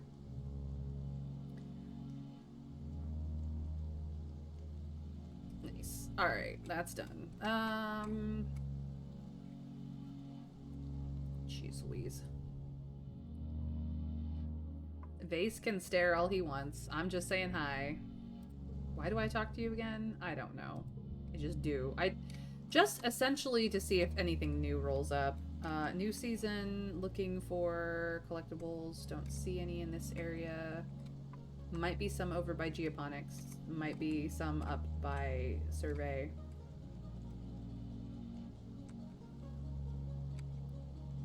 Neither. Okay. Groceruni indeed, Nami. Groceruni indeed. You arrow ace ruler. You arrow ace monarch. I don't have medicinal roots for him. Do I have an alternative for him? I don't. We may have to go looking. We may have to go surveying, guys, so that I have presence. Dis is sitting on the roof of one of the expedition transports, fiddling with something in his hands. As you approach, you can see the glint of a pocket knife in his hands. He looks up from his carving. Oh, hey, Mayrin, he says, looking a little bashful. Needed a new toggle for my backpack. I mean, we won't be able to rely on nanoprinting forever. Absolutely. Okay. I may be back here, just because I need presents and I don't have the right ones. Cal! Buddy. Ha. Well, that's bobber fruit, but that's not going to help me for this. So weird how Rex and you get clumsy around the Helio kids. No kidding, Cal. No kidding. So weird. As much as I would love, I need present material, so we're gonna go here. Exploring nearby gives bravery and perception. Bravery is definitely one of the stats we're working on. So let's see here. 5 events remaining, 5 collectibles, and the boss event remains. Plains have all things respawned. Valley has all events respawned. The Ridge. And then hunting in the swamps. I don't want to do any of that. So we're going to explore nearby, because we've already opened this up a little bit.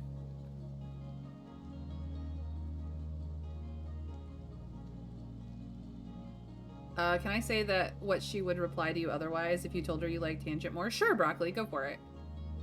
He's okay with fruit, crystals, logs, and flowers. It's +1 instead of +2. Not that big a difference. Oh no, did Cal slip and fall into the fountain again just after he'd taken his shirt off? Oh no.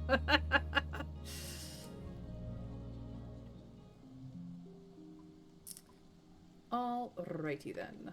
Time to go get presents for peoples. Looking for collectibles. Here's a mushwood log. Yes. Alright. There's another one. Can I get it? No, I have to pass this.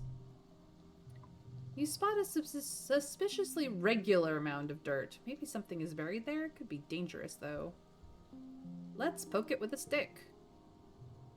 You cautiously break off a branch and prod the suspicious mound, watching closely for signs of movement. Nothing. You poke further and discover it is in fact just a regular pile of dirt, nothing more. That could have been sus, though. Could have been so much sus.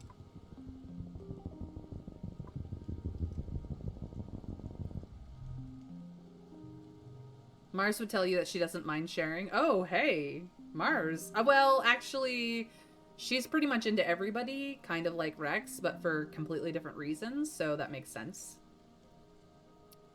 Hey, Raptor, welcome in. Nice to see you. I think Tange would be okay with that. Someone else to do all those hugs and kisses and stuff with.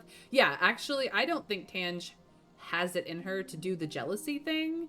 She's in it with you because of the fact that your personalities and your smarts match, whereas she doesn't want to do any of the disgusting biology stuff. She's not into her own biology, so, you know, that's actually kind of perfect for her. If somebody else takes care of all of that with you, she's happier. Geoponics engineers have set up a work site here using the robo-plow to tear up the ground and prep it for farming. Hey, let's take a closer look. You stroll up to the farmers with a wave and take a closer look at what they're doing. They ask if you want to help. Sure. Why not? This becomes a 3. Fantastic. Let's make it even better. An opening round of 19? Sure. Next round.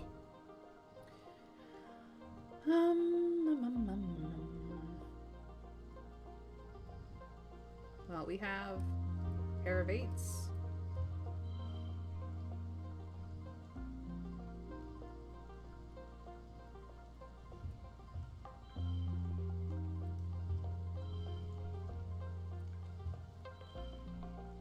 Not great. No, we have 8s. But I can't do 8s. Maybe we don't play the 8s this round. Maybe instead...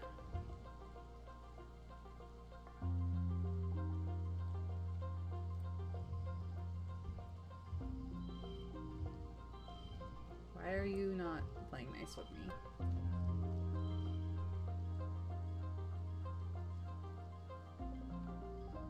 Maybe we do this.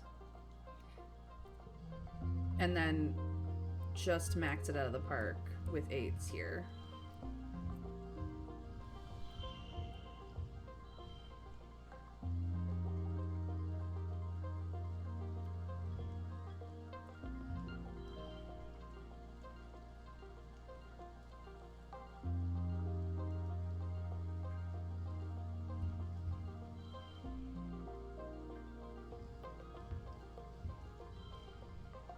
To 45 either way.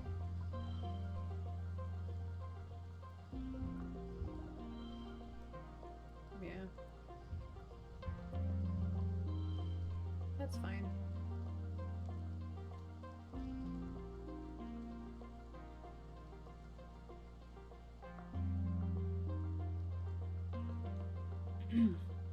Tangent also doesn't make a stink about it if you date someone else, I believe. Thank you for the hydrate, Plague Doctor. Where's the dehydrate redemption where we force a bathroom break? Doesn't exist. I don't have to pee. I tend to pee after. Just FYI. Like TMI, but FYI. There you go. Win. I've gotten a bit of extra toughness from that. Yay. You feel invigorated and you learn a little bit more about farming.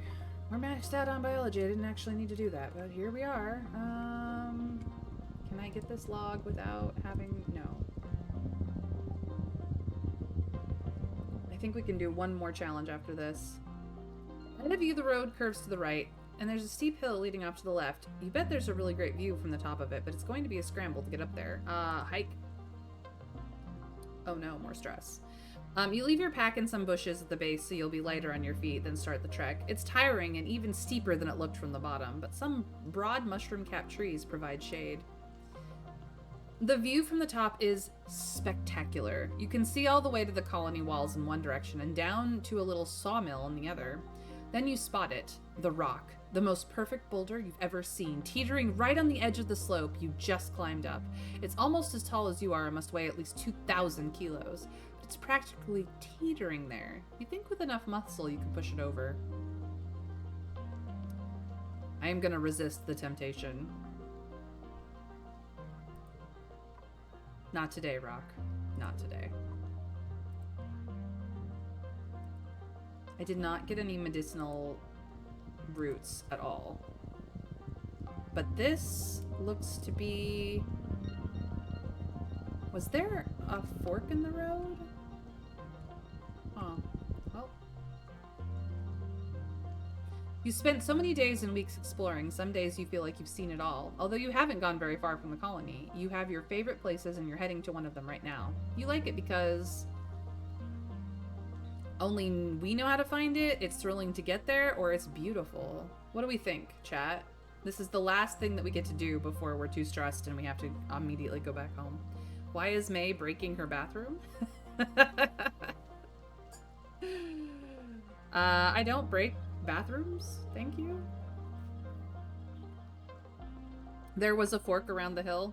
I missed it, but like this is fine. This is an exclamation point, so it's fine. Perception is good. Out of like, let's see, bravery is at 48, perception is a 44, but we would get more perception doing this challenge. Even though we've been trying to max out our social skills, I actually would prefer to get perception.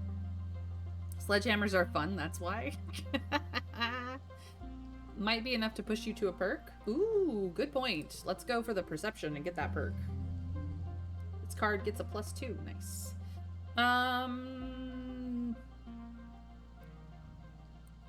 We're gonna do this, and then we're gonna do this.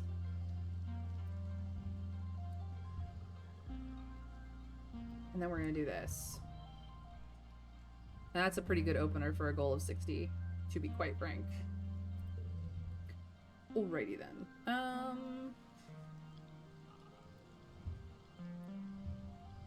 This makes this a double 5. Cool. The value here is wild, so that's triple 5s.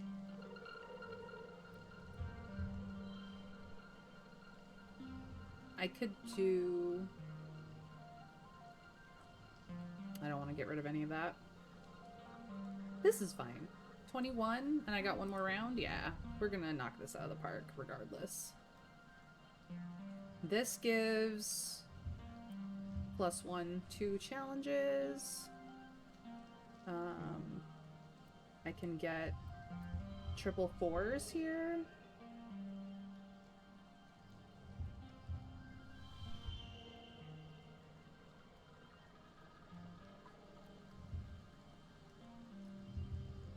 Actually, this becomes crazy.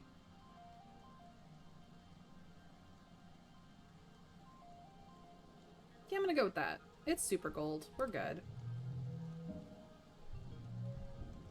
Extra perception. I don't know if that counts. We'll see. You try to remember the route. Left at the rotted mush tree, then uphill for a while. There it is. Extra yellow flowers. You arrive in a meadow of fragrant yellow flowers. You find a soft spot to lay down amidst them and breathe in the perfume. It smells good. Need stress less than 100. Oh, that actually de-stressed me. Heck yeah, let's keep exploring. Sweet deal.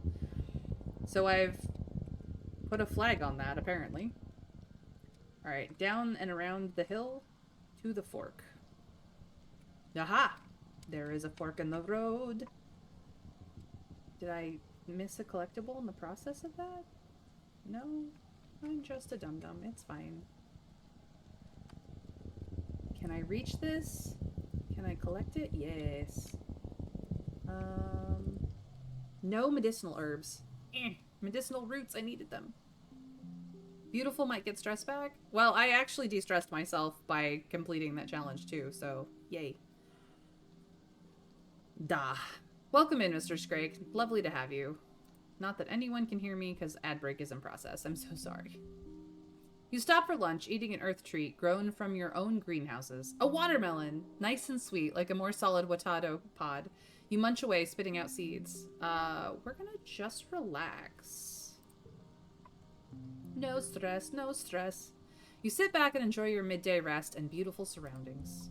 Fantastic. So, stress from time passing, but that's it. Did we finish out this area? I think we did. There may not be any collectibles left. Shoot. I mean, it does mean that we can go further out for next season and try to get those medicinal roots. Yeah, go home. Are you sure? This will end the month. Yes, go home. I am certain. I didn't stress out of it this time. We got bravery and perception. So that's good. And friendship with Dis, which is also a plus. It is now mid-wet, which means it's Asshole's birthday. I still don't have medicinal roots, and I'm gonna have to go out again. Okay. Nothing new there. Nothing new there. Ooh, something new here. What? No. Come back here. Accessories are important to Mars, yes. We absolutely do that. Damn you, perception checks! Have you tried perception checking? It may require me to have, like... You have to remember that this is technically boosted by 15 points, so that may be why I'm not getting the perk right now. Rex wants to talk to us. Rex beams when he sees you walking towards him. Mayron, he calls. Just the person I want to see. You duck under the shade of an overhanging bit of construction. I wanted to talk to you about something, Rex starts without preamble. I want to talk about us. Nothing to talk about, we're just friends? Or, you're right, we should talk about it. We should absolutely talk about it. We should absolutely talk about it.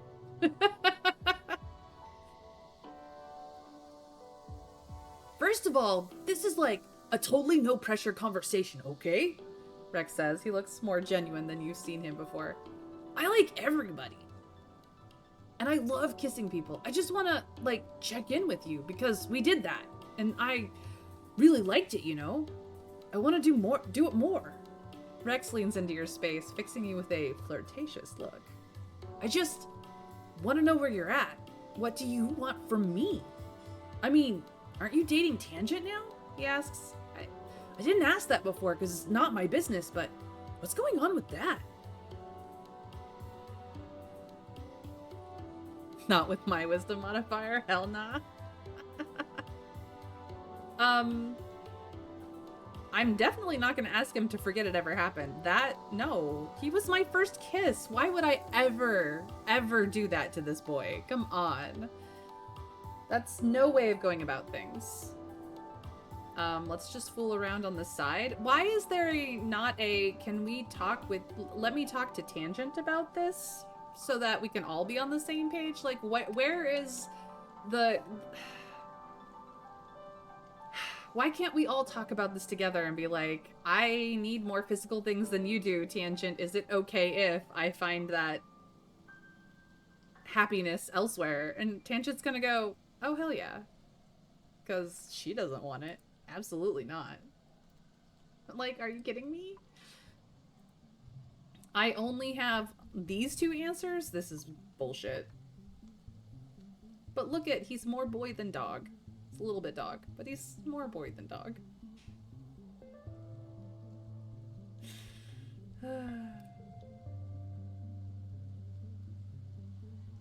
Let's just fool around on the side. Oh no, that's not how he rolls. Rex frowns. I don't know, Mayrin. That seems really unfair to Tangent, he says, which is totally fair. Like, I didn't get the good answer. There was no answer that was really good there. He makes quotation marks in the air, like, with his fingers. Even though I don't really understand the whole dating only one person thing, it doesn't make it right for you to go behind their back. I think we'd be better off friends, don't you? He asks. Like, I like you, but if you're sneaking around on someone, I don't think I can be a part of that. That is not what I meant by that.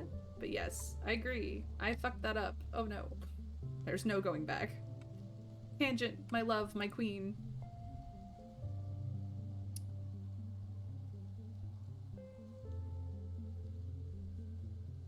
I'm so sorry. I've been a bad person.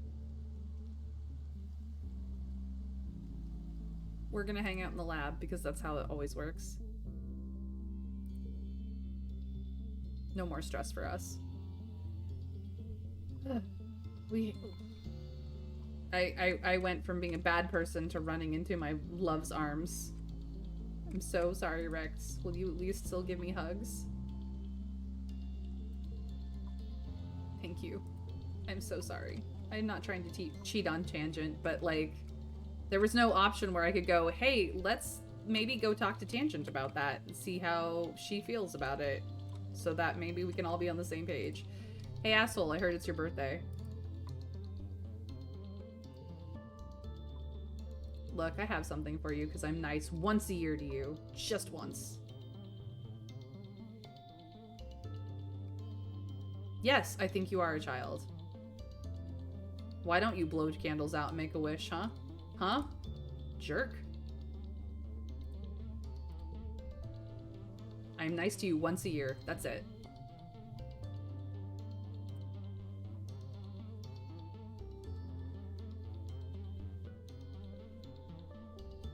Quickly rub his belly. Dang it. Good boy, Rex. I hate that you can't talk to your partner in the interaction. Tangent would probably be fine with you dating Rex.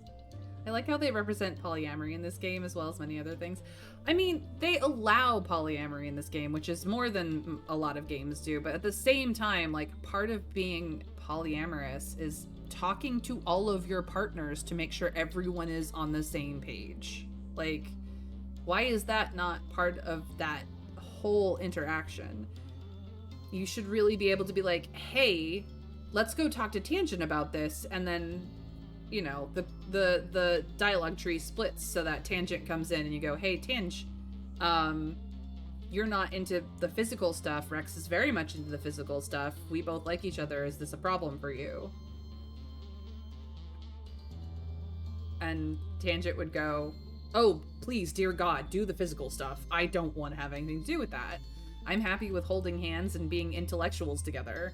Like, you're not cheating on me if you're fulfilling that need in a way that I can't give to you. Like, should be where that conversation goes.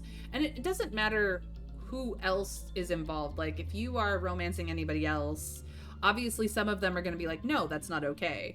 But there should be that conversation tree. Apparently there's only a few actual poly routes. Well, I may have to discover them in time.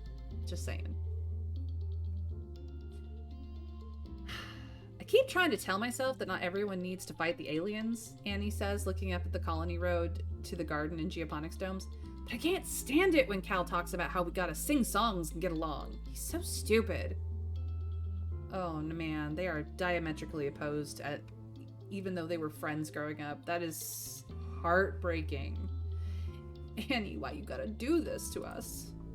That was new, actually. Probably because we had that conversation with Cal. Okay. Oh wait, no, I've talked to these guys. I haven't seen this one though. Nami and Rex are talking together on the couch, legs intertwined. Rex spots you first and gives you a jaunty wave. Nami follows his gaze with a big smile. Hey, Nami says, scooting over easily so there's space for you on the couch. Rex pats the cushion invitingly. We were just talking about what we'd rather have as a pet, a hot pie or a big unisaur? Or a unisaur as small as a hot pie? What do you think? Hot pie, obviously. I have one. Follows me around everywhere. Did you guys not notice? Come on. Yeah, new toggle. I was talking to these guys. We haven't talked to Cal yet. This is what I need.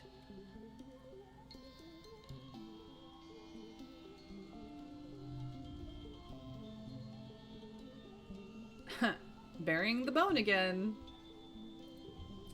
Cal, you oblivious, beautiful man. So funny every time. Some poly routes are also only in the endings too. Good to know. I wonder if it's because she's not coded for a poly relationship for Rex, because I think you get that with Rex and someone else.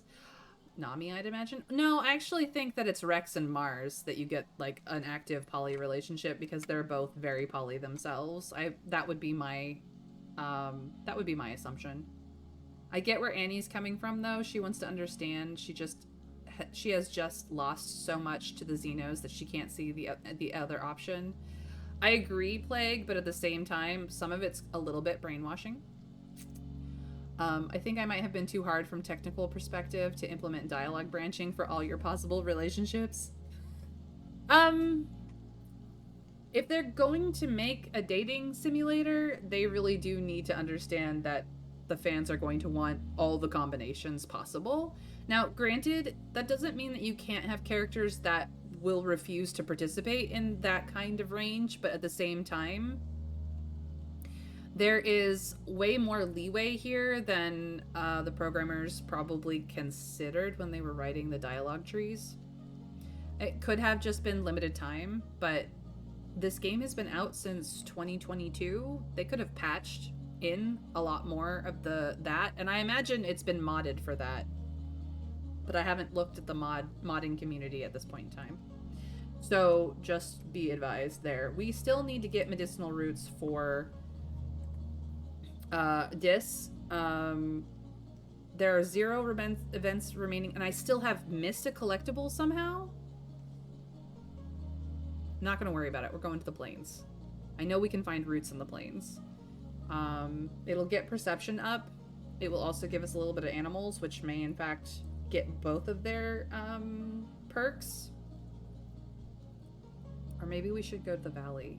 No, I think we have to go to the plains. Oh, 100% it's brainwashing. I'm just saying I completely understand why she ended up in that place, especially due to the fact that they would have all died if the other group didn't swoop in and save you. I mean, I get that, Plague. Like, don't think I don't understand her point of view. I just am very sad that that is the point that's what she got out of it.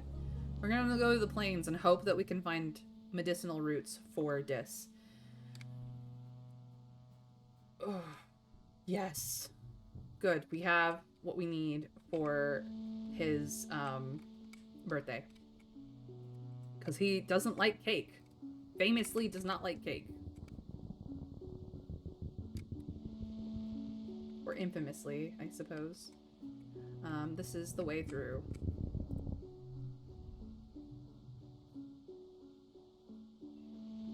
A bush bub blocking the path, lumbering slowly back and forth between a dense strand of gloop mushes, or whatever those plants are called, and a wide circular lake. It's like it's on some kind of patrol. It growls a warning when you try to squeeze past it, so you back off. From the look in its eyes, this one isn't letting you through easy. Well, we gotta find a route. Time to route. Like, DA had 2 choices to let me romance Varric, but no. Or 2 chances to let me romance Varric, but no. I know, part of that is because Varric is in love with Bianca, and no, I'm not talking about his crossbow. It's incredibly sad. It's a shame the person she latched onto in her time of sorrow was such a grade A douche. Yep. I agree. Okay, well. First collectible use is free. You can do a 654 here with a flush, which is great. That will get us a pretty hefty start to the goal of 59. +2 to that card. And then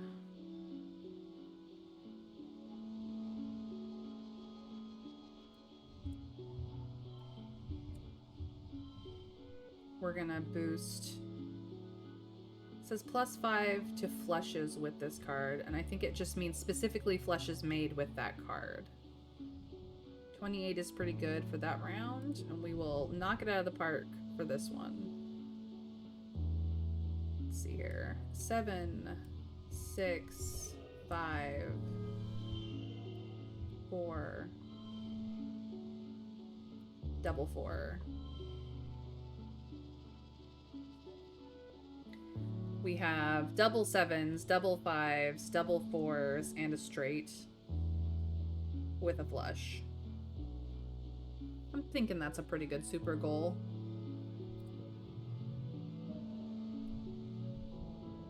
-2 kudos, +1 perception. Yay. And we got the perception perk. All collectibles glow. Frickin' finally. You sneak through the gloop mushes, crawling under them so the bush bub doesn't see you. You nearly get stuck at one point and wonder, what if Dis has to come rescue you? That would be embarrassing. You find a route, though, and continue on your way. Alright. Collectibles glow. Nice. So let's see if we missed any over here. Nope. Sure didn't. But now we will be able to never miss them again. Let's see what it's like when they glow. They glow like this. Crystal cluster. Yay. Alright. To path or not to path. More medicinal roots that I would have missed. To path or not to path. Doesn't matter. It gets us past here. Let's do the path one. One of your jobs as surveyor is to document the flora and fauna through photographs. You see a thing, a skittish flock of really long insects. Each one has 10 to 20 sets of wings, like long rods with knobby bits at regular points. They're moving so fast they're almost a blur. You've got a camera built into your holopalm, but it's not equipped to capture difficult shots like this. You'll need to put in the work. We're gonna go for the animals challenge because we just got the perception perk. So let's see if we can't get animals up enough to get the animals perk. Perception perks are all pretty great. Yeah, that one's really fantastic, actually. Oh god, I would hate it if I had to come get rescued by Dis. What a tragedy. Oh no, whatever will Plague do? His second favorite character had to come save him. Like the damsel in distress that he is. 7, 6. This needs to be a 5 for the straight.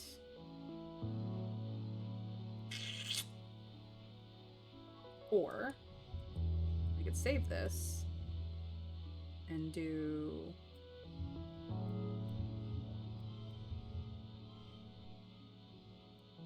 6, 5, 4. That's a much better first round. I'm gonna super goal this so easy, it's gonna be ridiculous.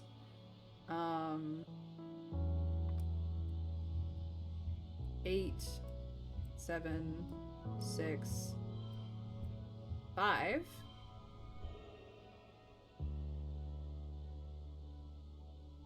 I've already gotten the goal, but we got one more round to go, and then all of these. No, stop. 7. Let's see. +2 to all other. Okay. +1 skill on.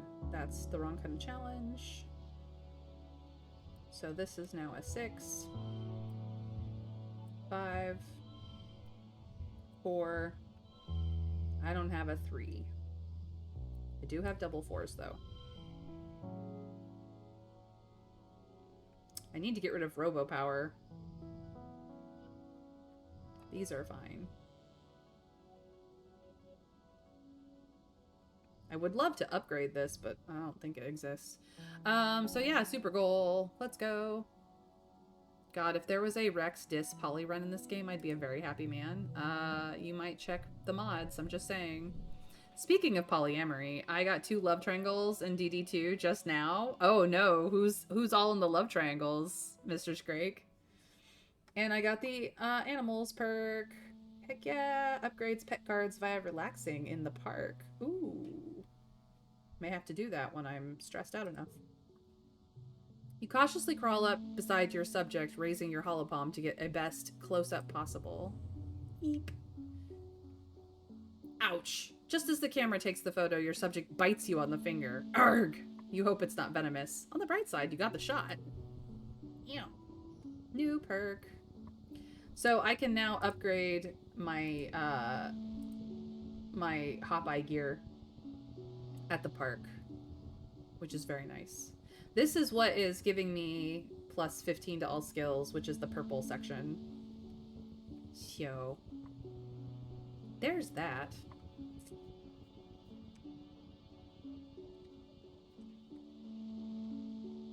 Collectibles? Peace and thank you? Collectibles? Peace and thank you? There it is. Crystals. At the edge of the circular pond, something sparkling catches your eye. Well, everything around here sparkles, but this thing really catches your eye. The water in the little lake is deep and milky, though, and you can't see to the bottom. It's completely still, almost too still, and so perfectly circular. Remember, you've been warned about getting too close to these pools. Darkest Dungeon 2, Allison. I actually do have a Darkest Dungeon playlist that has all of my playthrough of Darkest Dungeon 1 and all of my playthrough of Darkest Dungeon 2 that I never finished. I played the Darkest Dungeon series for Spooky Season, which for me starts in Spooktember, moves on to Hauntober, and then it's up to my chat to decide whether or not I finish the game out for the rest of the year or whether we move on for the rest of the winter season. So Mr. Scrake mods the game, makes Darkest Dungeon 2 mods, and we will be starting September playing with modded Darkest Dungeon 2 for the very first time. So it auto-corrected to Darling Dungeon 2. I wouldn't hate that game. Vestal, Bounty Hunter, Occultist, and Runaway. Oh, that's a crazy love triangle, great madness thing there. Are you kidding me? Wow.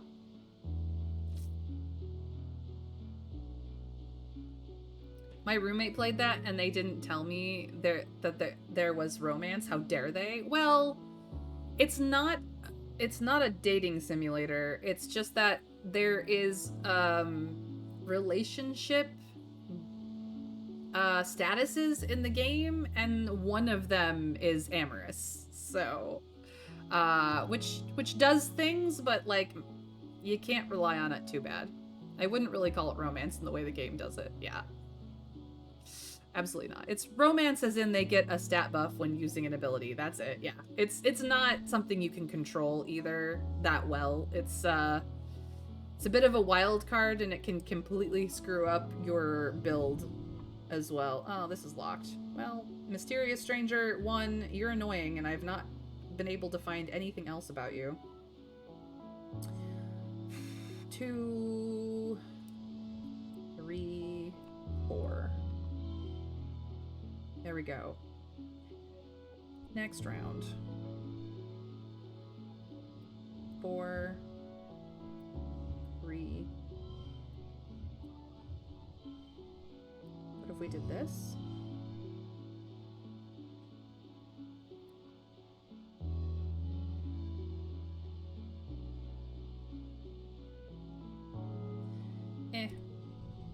And then all blue guards. So,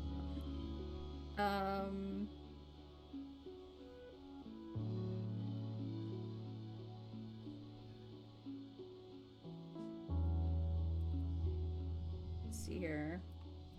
5. This becomes a 5 if this is also a 5.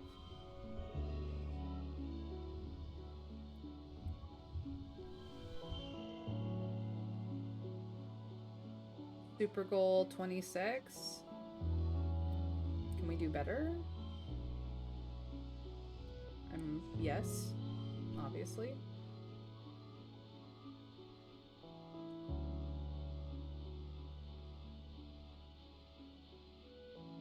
Yeah, that's a pretty good win. 31, yeah. Don't worry, I have an overactive imagination and can ship anything. Oh, Allison, believe you me, things are shipped in DD2. Mr. Scrake can tell you all about it. As couples take hits for each other and heal if their partner is low on HP, yep. You can ship anything? You sound like you would be a great nautical engineer. Everything is a boat now. Yes, I have many boats. Sorry, ships. Some are old, some just pass by instead of docking. You guys have such great humor. Got some bravery, got some kudos. Yeah. You aren't scared of some pond or whatever might live in it. You march up to the edge, keeping your eyes on the shiny prize, and paw around in the snow looking for that shiny whatever it is. Looks like it was a pretty crystal, just sitting on the ground. Good find. Did I know that that was going to be a crystal? Absolutely. Okay, that goes that way. Don't care. Or I can go forward and get more flowers. Now let's see what's back here. Why not? There's not much to find out here, but the peaceful atmosphere is great for contemplation. You find a particularly beautiful little plateau where you can see the plains spread out before you like a picnic blanket, round lakes dotting the land like glimmering mirrors of sky. Dis is scouting further ahead. He was eager to find some adventure. We could stop to meditate, catch up with Dis, or remember this spot for later. That's a hard choice, honestly.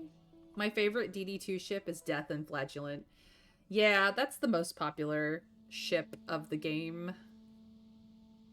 Act 3 is dead. Good job. I is bullied. Good job, Mr. Scrake. I have only ever been bullied by the Eye. My favorite ship in DD2 is your weapons with your enemy's heart. Raptor Squeak, that is absolutely a valid ship. I'm going to catch up with Dis.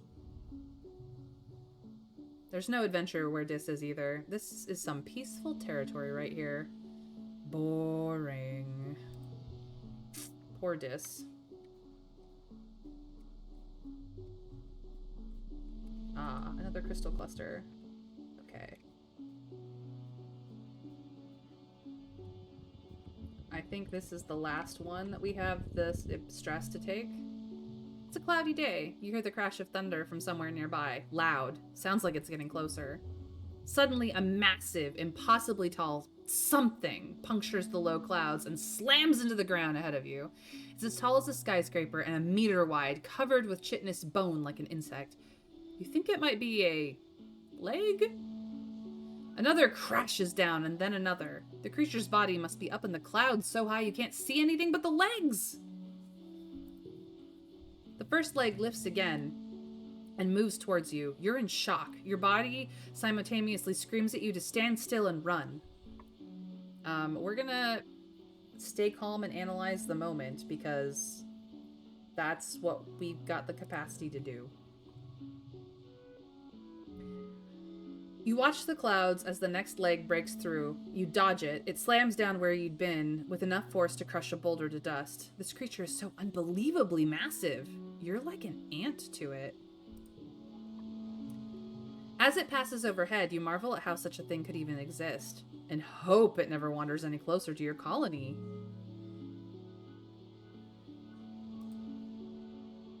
Don't worry, May. Wait till you see Act 4. If you thought eyes are bullies, prepare to get fisted. Oh, Mr. Scrake, I'm concerned.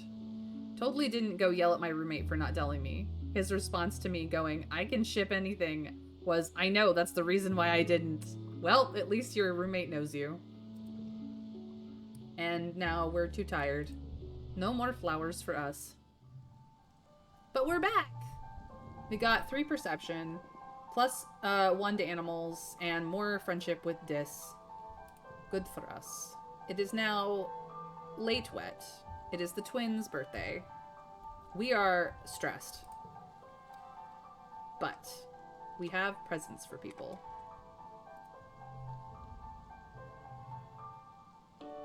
I agree, Dis. We have to listen to the planet. I agree, but does this interest you?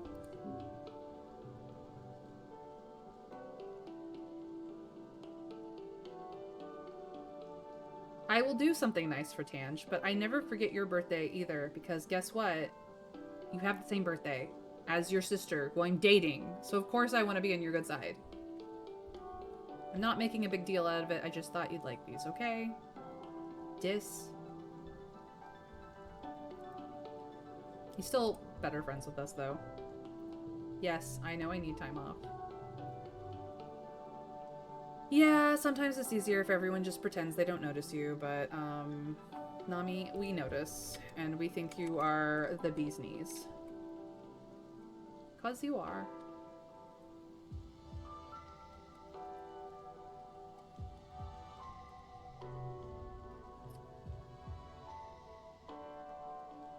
You definitely sound like Tange, Cal. Good job, though.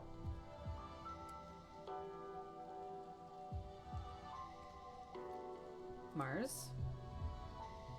Checkmate aliens? I suppose, Mars. Hey, Rex. Can we continue to be friends? Yes, you are more human than they are, and you're definitely part dog. Also, hug time. Thank you. Please don't be mad at me anymore, Rex. I'm not trying to cheat, I promise.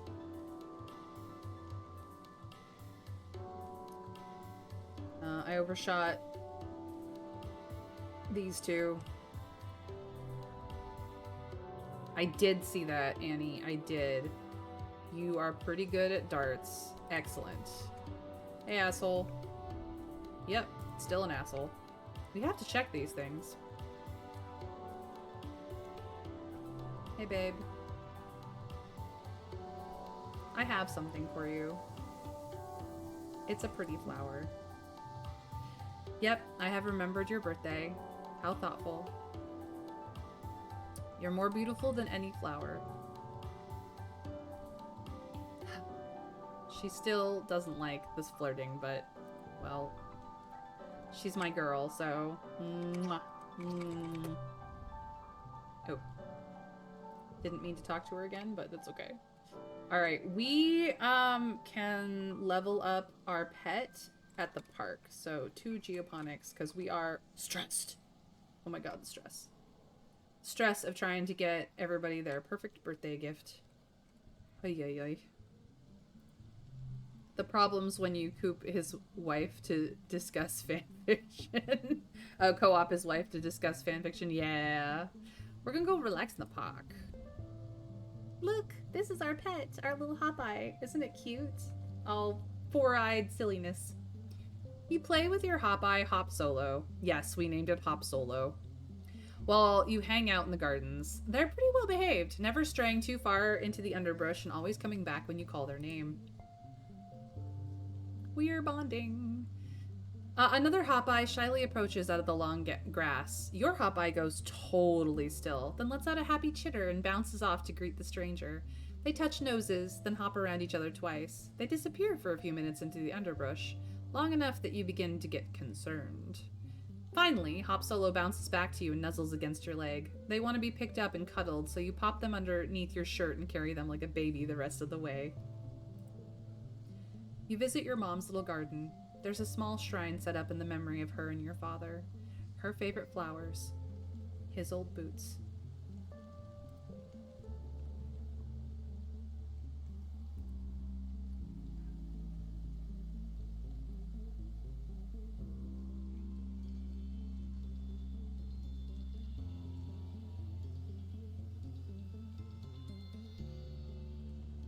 On Earth, they used to put whole bodies into boxes and bury them underground. The colonies always skipped the decomposition step, using a process to quickly render bodies into nutrient-rich mulch. Your mom and dad stipulated that their remains would be used here, added to the dirt they tended so lovingly in life. Sitting here feels like they could be just around the corner.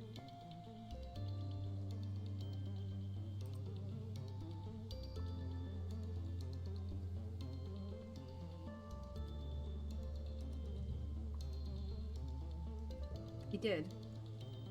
You leave a gift at the shrine. Your burdens and your pockets feel a little lighter. You hear footsteps behind you and the creaking of the little garden gate. Cal kneels beside you and gazes at the shrine.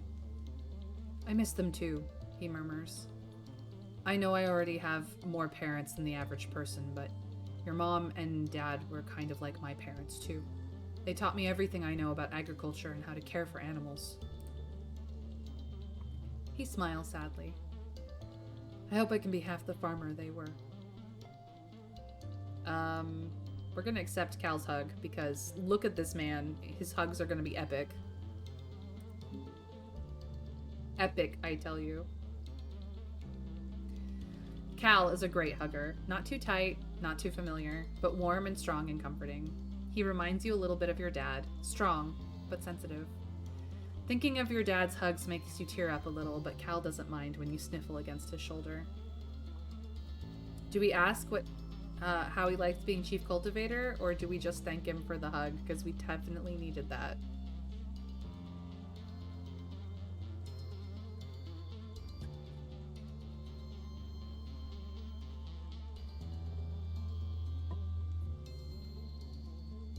I think thanks, I needed that is the way to go here. He's one of our oldest and dearest friends. You and Cal sit and contemplate your parents' memorial shrine for a while longer. Eventually, Cal has to get back to work. He lets you know it's okay to take the day off if you need to. Yeah, we took the whole month off because we absolutely need to. Oh, finally, we can get rid of robot power. Goodbye. Goodbye. I've not been getting rid of cards lately. It is now Glow, the month where everything is very, very, scary. Did we upgrade that card, though? Not really. Do we have any other Hop Eye cards in here? I think it would be down here, wouldn't it? Not really.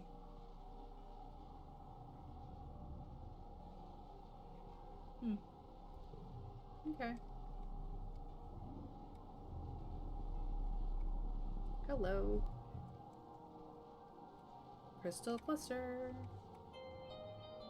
The gates will be closed. Can't go outside. There's not usually a lot of people out here. These two are. Annie's just doing squats. Nobody's birthday is Glow. Face is leaning against the wall of the garrison, looking totally relaxed. The last attack, if the attack last Glow was anything to go on, this one's gonna be a walk in the park, he says. Sure, I'm still training like everyone else, but... what an ass. No collectibles over here. Tange is out. Yep, there's definitely gonna be another attack. But no, I'm not gonna give you my last flower.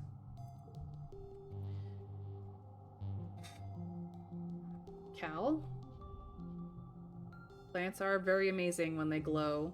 It is a cool season. Like, it is so pretty in Glow, but it is, like, dangerous AF. Oh, and Dis. It's an entirely different planet in Glow, Dis says, smiling softly out into the illuminated wilderness. It's my favorite season, full of secrets and danger. Absolutely, Dis, absolutely.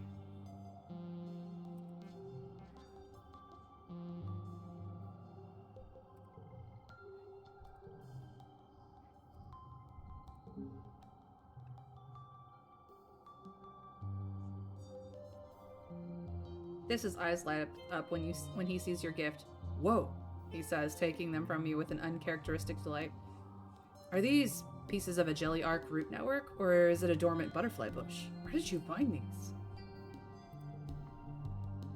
I was hoping to bump him up enough that there might be 61. We know that 70 is definitely it, but oh well. It is time to go do social things, because we are trying to do social things. So help in the kitchens for creativity and empathy. Now that we've got empathy close to a thing as well. Their birthdays might not be in Glow, but plenty of these friends are wonderful influences in your lives. Bright lights, gloriously incandescent even. Absolutely, Raptor. Absolutely. Cal likes to stop by to help you test the food, meaning he's just looking for snacks. His excuse is that he's a growing boy and needs all the food he can get. I mean, he's growing his muscles.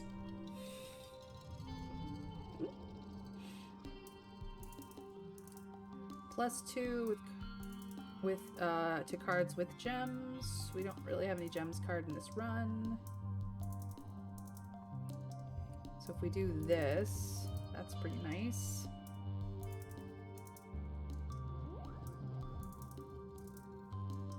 And if we do this, we can also do this. And just win. Which means we'll get 10 kudos.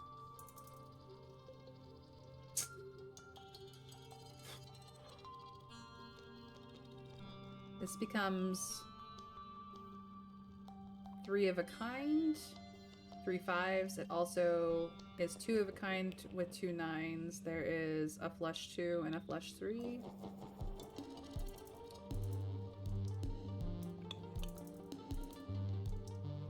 Or I could attempt to super goal this.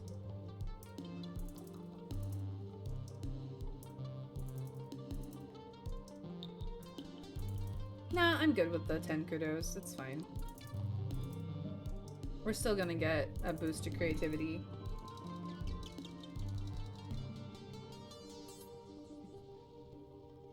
And empathy.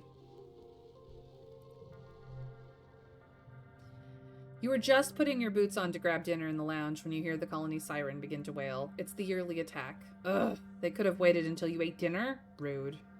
Outside your window, you watch the colony defense begin to mobilize. Your hollow palm chimes with the usual reminders for all civilian colonists to stay indoors, but we have a bravery high enough to join the colony defense, and this might make a difference in saving someone's life.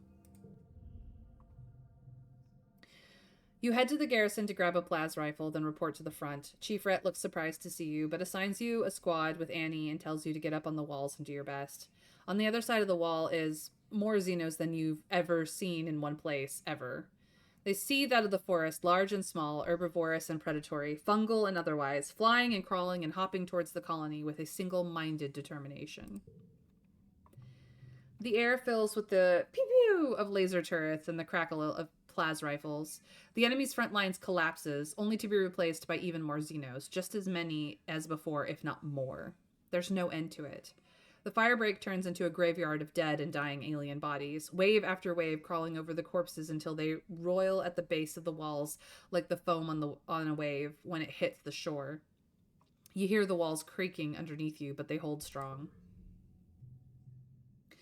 There is no sun to set in Glow, but night falls on the battlefield without any break in the fighting. Your fingers begin to cramp from pulling the trigger of your plas rifle. Finally, you're relieved by the second guard shift. You walk straight into the garrison and right into a dreamless sleep. You're awoken 6 hours later for your next shift. The kitchens have provided the soldiers with pressed soy rations and hot blep tea, which you grab, then make your way back to the walls to survey the carnage of the night. As you arrive, your holopalm lights up with a priority message. Security personnel, we are under siege, the security chief says, getting right to the point. On Earth, sieges were used to break a city by starvation or drought. We have plenty of food and water. Guards will rotate 6 hours on, 6 off. So long as we keep the Xenos on the other side of the wall, we can hold them off for days, weeks even. Weeks? Everyone exchanges exhausted looks. He pauses, then adds, we can do this. We're stronger than them and we're not going anywhere. You and the other soldiers fall into a fitful rhythm, alternating shifts on the wall with brief snippets of sleep. Gunfire becomes the soundtrack of your days, which begin to smear together like paste.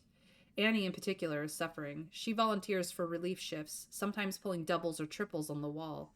You catch her mechanically shoveling soy porridge into her mouth before seeming to fall asleep sitting up.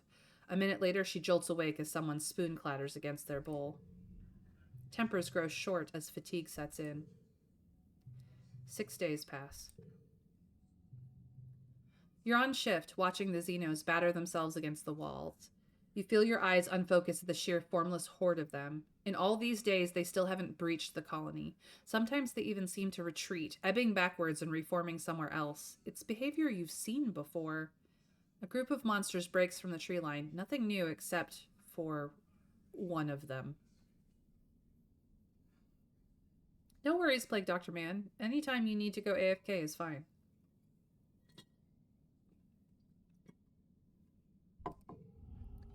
One of the Xenos looks different from the others. Almost humanoid. Is that thing? The creature looks suspiciously like a person, at least from the waist up.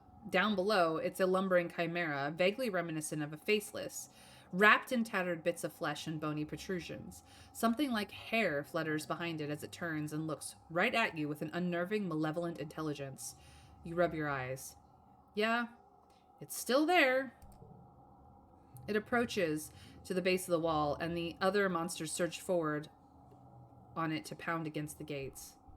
Our combat is 35. Our animals is 51. Our persuasion is 85. Our toughness is 29. Shooting at it, probably not going to do shit. Trying to talk to it, I don't know if that is going to be the way, but if we can distract it, that might help everyone. Oh, hell yes, these guys are rad. Well, Plague Dr. Man wants me to talk. Anybody else have any opinions on the matter? Trav agrees. I understand, you guys.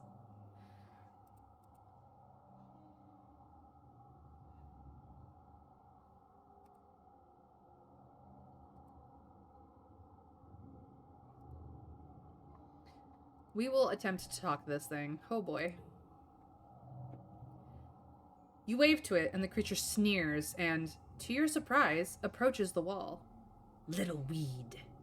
They address you in a halting, rasping voice. Everything seems to go quiet nearby as you strain to understand this talking horror. Child of breeding rabbits, feral pig, kudzu. Its unnervingly human gaze pierces you. Introduced species. You understand?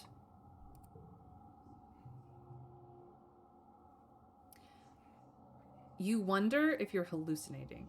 Is it holding a gun? You slowly nod yes. You understand the words, at least. I am not Lucent, the monster says through a voice box that seems better suited to guttural roars than human language.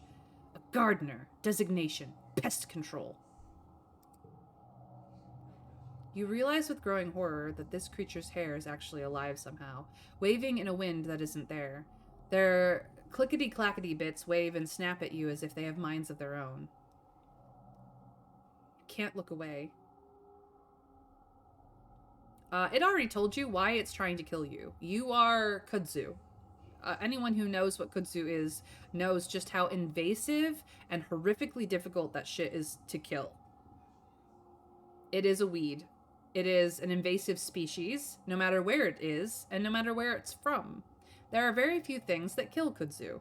Trying to get rid of that shit is... you must salt the earth. This guy has a very cool design, but he is terrifying. So, this is obviously the let's fight about it. This is a dumb question. He's already told us what he's trying to do. He's trying to uproot the weed that is humanity and get rid of it. Hello? It's obvi. You could take over the entire planet. They aim to nip it in the bud before you get out of control. Exactly. But how can it speak English? It's had many years to learn our language. What do you want? Who are you talking to?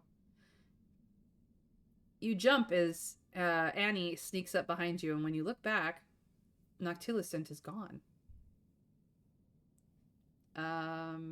Delusions? I don't want this card. That alien was talking. Nobody? You shake your head. Maybe you were just seeing things? You don't want Annie to worry either way. She nods and pats your shoulder. This siege is getting to everyone, Mayrin. It's okay. Finally, after the 6th day of the siege, you look down the sights of your plas rifle and see a curious thing. The monsters are retreating. As you gather with the other soldiers in the colony square, your hollow palm lights up with a priority announcement from Governor Lum. Oh, rip my voice. The alien attackers have been defeated, he says. The siege has ended. Lum smiles broadly and puffs out his chest. Another year, another win. You're welcome, Vertumna. You're welcome, humanity. You're welcome? You hear and see Chief Rhett nearby looking livid. What did he do? He rants to his security officers. Race out there like an idiot with his honor guard? Defend strategically unsound positions? Put himself in danger so we had to save his overstuffed ass? The soldiers all shift uncomfortably, but no one disagrees. When I actually needed him, Rhett continues, taking his 12-hour beauty rest while the rest of us slogged through endless shifts. The soldiers are exhausted from the siege, so the crowd in the square disperses quickly. Only a few Helios remain, covertly filming Rhett while he continues to rail against Lum. On the horizon, the first rays of quiet streak the sky with lavender. You watch Utopia's reclamation crew head out through the gates to begin vaporizing xenocorpses for their component molecules. That night, you have terrible dreams. You imagine that you're sieging the colony, that you're a creature crawling in the mud on your belly, the ozone crackle of plas rifle fire arcing overhead. With your talon claws, you rip into the walls like they're made of clay, stuffing choking handfuls of it in your mouth. In a moment of lucidity, you try to pull the clay from your throat, but no matter how hard you pull, it just never ends. You jolt awake when you realize you've been pulling your own guts out of your throat. Just a dream. You're shaking and coated with a film of terror sweat, your heart pounding. You don't find sleep again before dawnbreak. And Glow becomes early quiet, our birthday, and also how we've done this year. We have gained 41 kudos. We have minus 38 stress. I'm not entirely certain what this stat means because our stress goes up and down. So I guess overall we have done negative stress this year. Not added any rebellion, not added any food, but we have added +1 defense. These are all the skills that we've added to. These are all the cards that we have gained, and this is all the relationship that we've done. Rex, we've gained the most relationship with at age 17. So now it is time to start age 18. This is our new art up here. We're still looking like a rock star. Heck yeah. Get a good picture of that. We are cute. Very, very cute.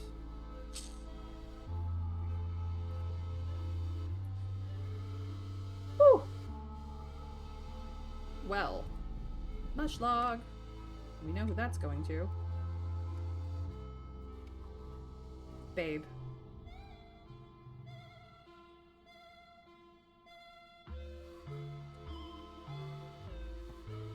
I cannot tell if it is hubris to believe humanity will become the dominant species on Vertumna as we were on Earth. Tange muses, watching a Dorb's moth flutter by. Nothing else, it is certainly survivorship bias. The family tree of humanoid species has many dead branches, so to speak. Humans are weak, defenseless, fragile, inefficient, and short-lived, Tange says. And that is only a few of our many faults. And yet, we dominated Earth. I have to believe it is possible to do the same here. Fortunately, she also believes in dominating Vertumna. Oh, I've had those kinds of dreams where you rip out your own organs. Ain't fun. I have wild dreams. They can be very horrible, yes. Yeah, spoilers.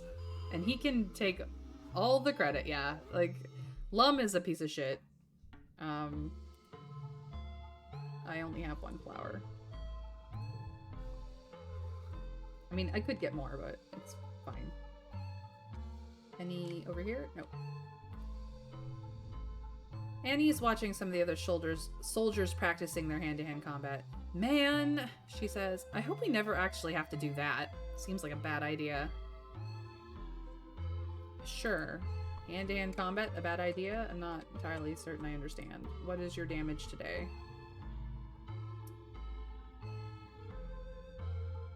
Yeah, fuck off, asshole.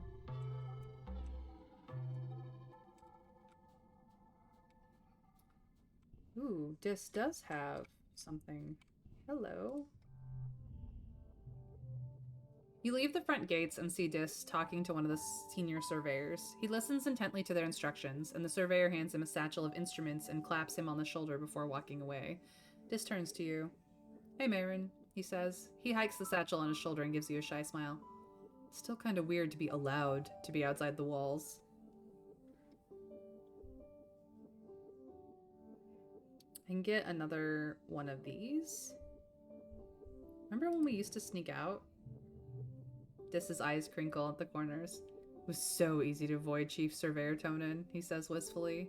He ducks his head. Too bad he's dead. He was really nice to me. Whoa. I love how you have progressed to my point of view, where basically every time he talks to you, your only response is fuck off, asshole. I do say that a lot.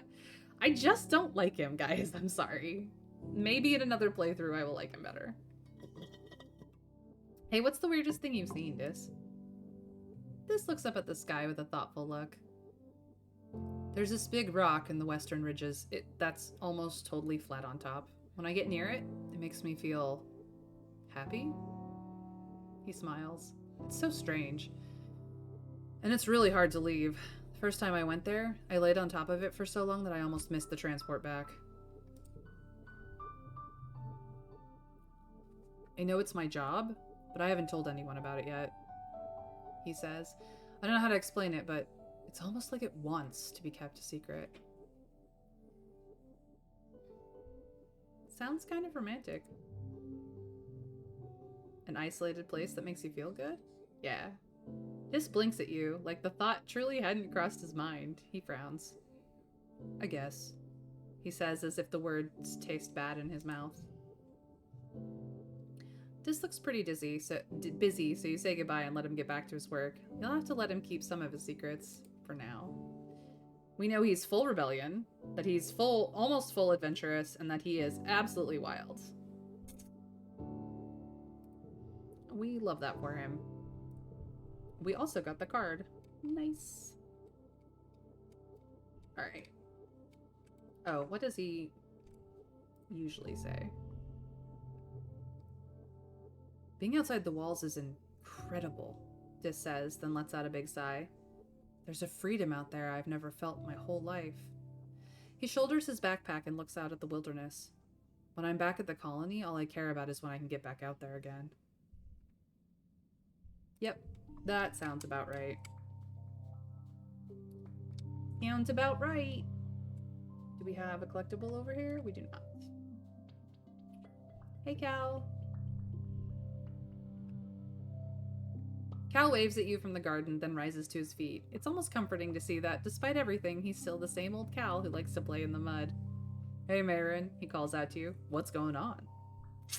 Oh, nothing, Mr. Oblivious. Nothing at all. Mars? I don't see anything wrong with living a life of leisure, Mars muses. Sure, just because I'm not digging plants out of the dirt or shooting a gun doesn't mean I don't contribute. Mars gestures to the engineering structure. It takes years to see a tangible benefit from scientific research, and we still fund them, don't we? It's the same for generating culture. You have to take it on faith that it will benefit you in the future. She's not wrong. But it's not a leisure activity. I've talked to you already, haven't I? I don't really want to talk to you again. Nami, however.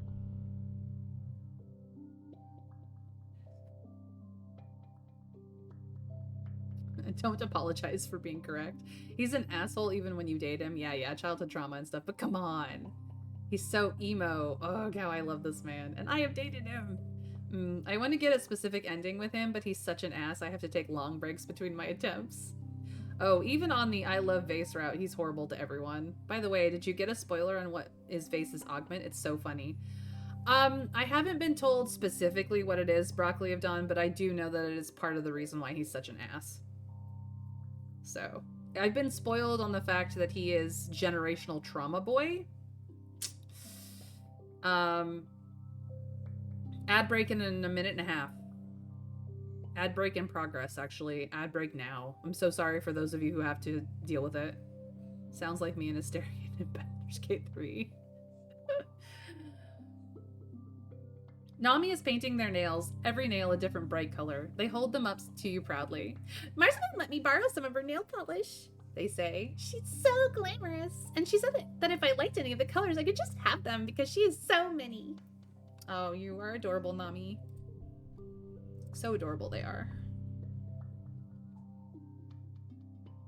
Rex is surveying an empty lot with a critical eye. Still a lot of potential here, he says thoughtfully, tapping something into his hollow palm. Maybe an elder care home? One day, hopefully, we'll be lucky enough to have old folks, and it makes sense to have it right in the middle of the colony? He gestures to his hollow palm. He gestures his hollow palm away and turns to you with a smile. Gotta think about the future if we're still expecting we got one. You're such an optimist. I have a stick for you. Have a stick. Nothing a dog likes more than a stick, right? Yes, but also hugs. Hugs, please. Ooh. You spot Rex lying in his makeshift hammock, and he's not alone. He shushes you as you approach, placing a finger to his lips and indicating that the person snuggled up under his arm is fully asleep. Hold on to the hammock, he whispers. I'm gonna try to get out. Between the two of you, you manage to get Rex out of the hammock without waking his sleeping friend. Rex looks a little tousled and kiss-bitten, and his eyes are bright with mischief. Tired him right out, he murmurs, pleased with himself. What you need, Marin? Just a hug. Rex throws his arms wide. Coach, I'm open! He laughs, catching you as you throw yourself into his arms. He spins you around and growls into your neck, squeezing you tightly. It's a good hug, the kind that makes you instantly just a little more relaxed. I'm trying to come up with names for my cool fantasy secret society members, and I'm at a loss for words for names for some reason. Astorian is so much better. At least he slays. Conrad! What kind of secret society is it? Behindthename.com is my go-to. They have a really fantastic name generator that you can pick a flavor of real name or multiple flavors of real names and go from there. I highly recommend. It's my go-to. Yeah, I think I've talked to you already, so it's just my queen. Yep. Humans taking over the world. I think that's everyone talked to, so back to the kitchens, I guess. We helpin'.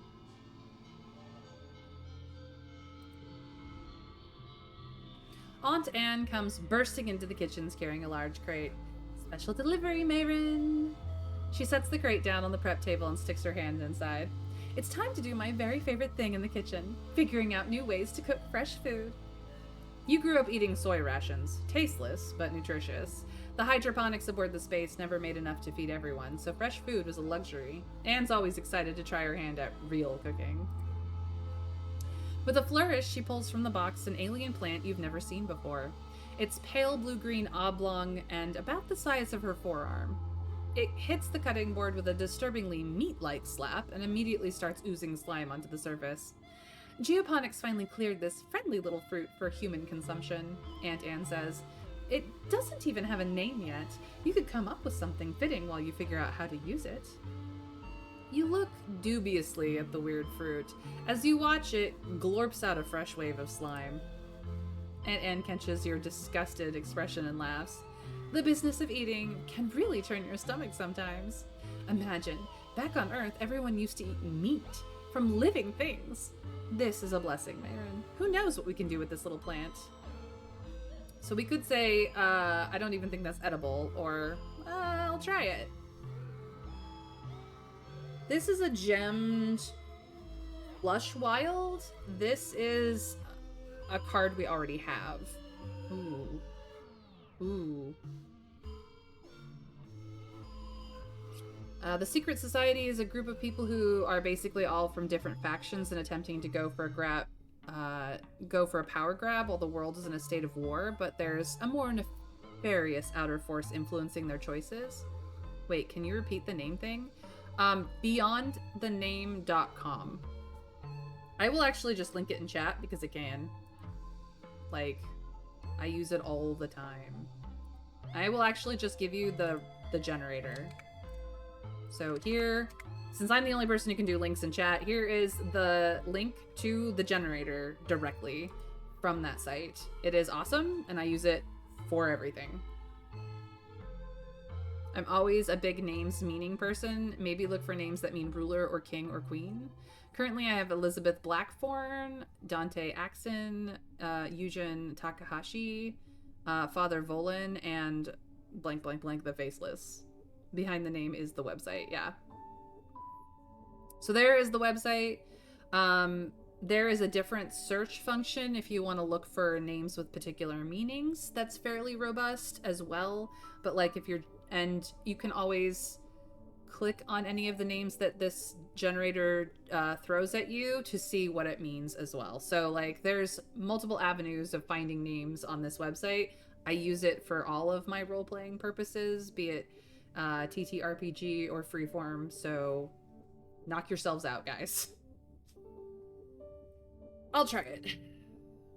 You bisect the weird fruit. The gloop seems to come from ducks under its thick skin, not the creamy yellow flesh inside. You pop a piece in your mouth. It's kind of sweet, like aloe, crunchy and gooey at the same time. Definitely could do something with that. Alrighty. Let's see here. 9, 8, 7. Not quite a 5. That's only a 6 if it's in the first or last. This is super gold.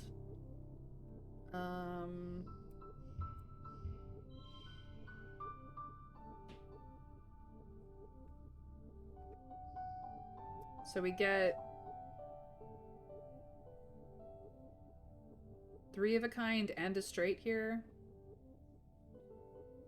as well as a flush 4.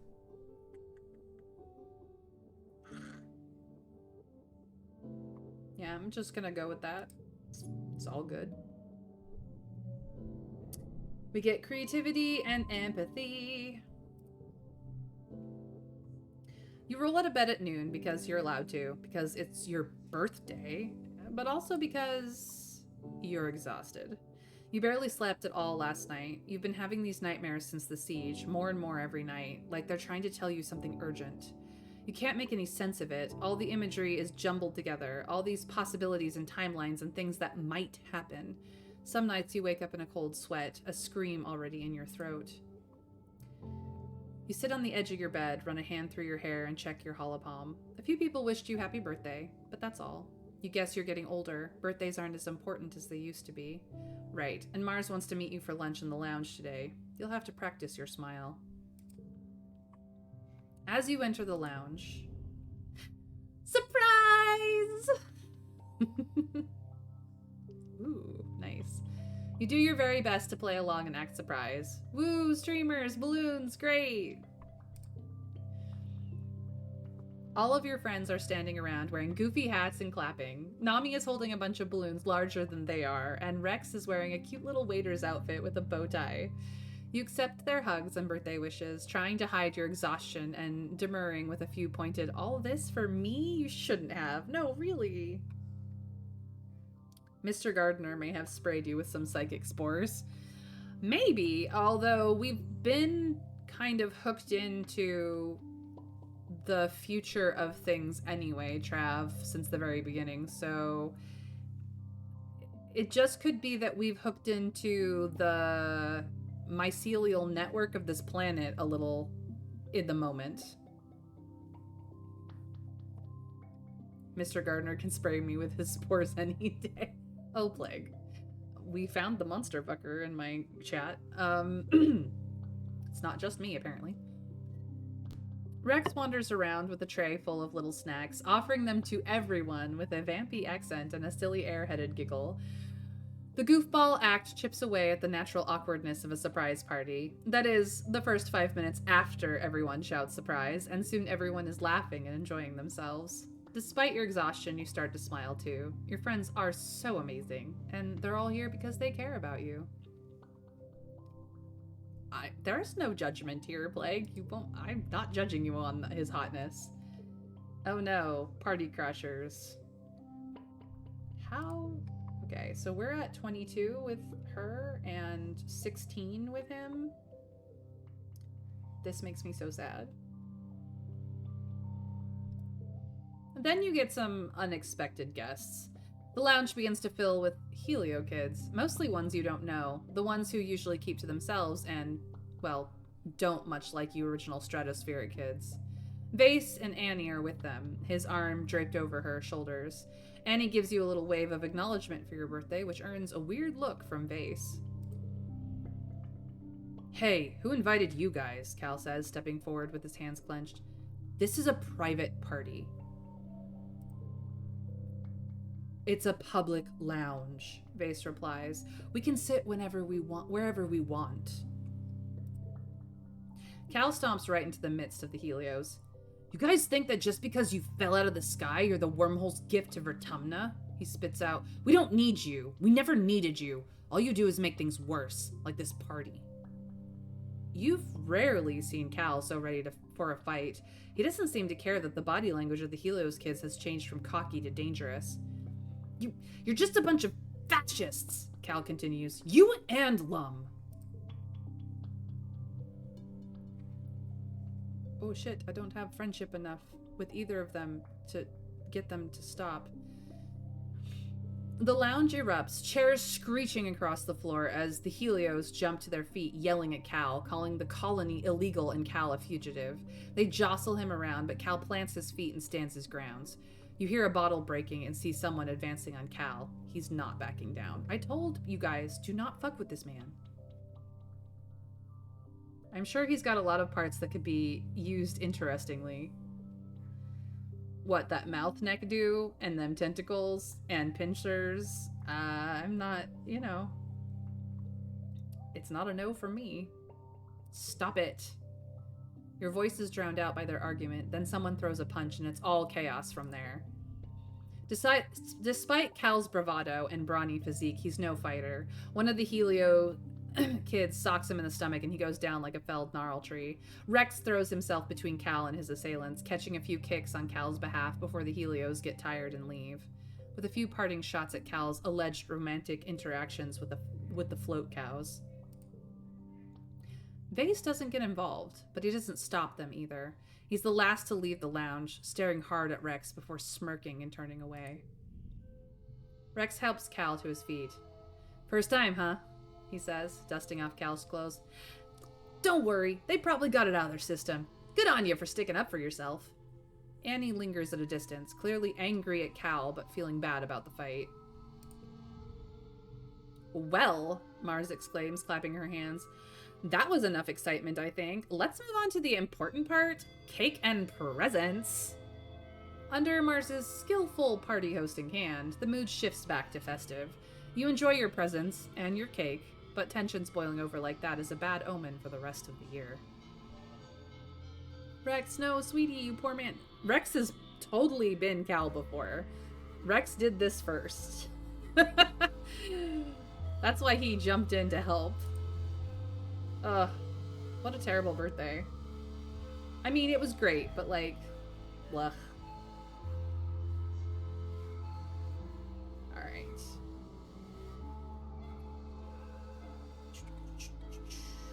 It is now mid-quiet. I don't believe there's anyone's birthday, so let's get smooches from our girl. Nope, can't get smooches from our girl. Sad. Annie. Why? Come across Annie just sitting on a bench, her rifle slung across her knees as she stares into the middle distance. She snaps to attention when you see her. Hey, Mayrin, she says, what do you need? Look, I got you something, okay? You're a hero, Annie says, taking the head. I'm starving. I'm gonna get the kitchen to cook this up right away. Annie, I feel bad that we're not better friends.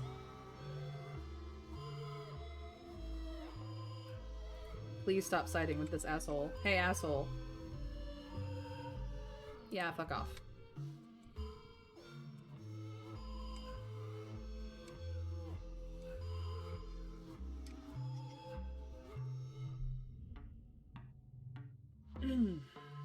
Everyone here is so afraid of dying that they don't even bother living, Dis says, fiddling with a strap on his backpack. Not afraid of death. I know I'll die eventually, and the thought doesn't scare me at all. I used to think that the inevitability of death meant life was pointless, he continues. But now I find it comforting. Nothing you can do can change the fact that your life doesn't matter, so you can do whatever you want. And if people don't like it, or they make fun of you, who cares? They're gonna be dead soon, too. He shrugs, looking more relaxed than usual. I don't know. I find that freeing. The inevitability of death being a comforting thought. It's not a thought for everyone, but for Dis, it absolutely is. Still a better birthday than the 15th one? Yeah, absolutely. Cue the MCR.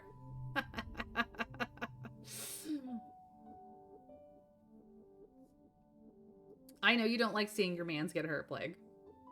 No other birthdays in quiet. Just us. We're the only lucky quiet birthday. Yikes. Emo boy being emo, absolutely. Cal is doing some hardcore inverted yoga pose, balanced on his hand with his legs folded up and his knees tucked on top of his elbows. His breathing is long and steady. Check it out, he says, slowly extending one leg out so it sticks up into the air behind him. This one's called cow pose, but I think it's kind of more like a float cow. Get it? Because it's kind of like I'm floating? Float crow? I think that was supposed to be float cow, but it's mistyped. Yeah, Cal, I get it. Damn. That is not one we've gotten before, and dang. Why did I not go for Cal again? I don't remember.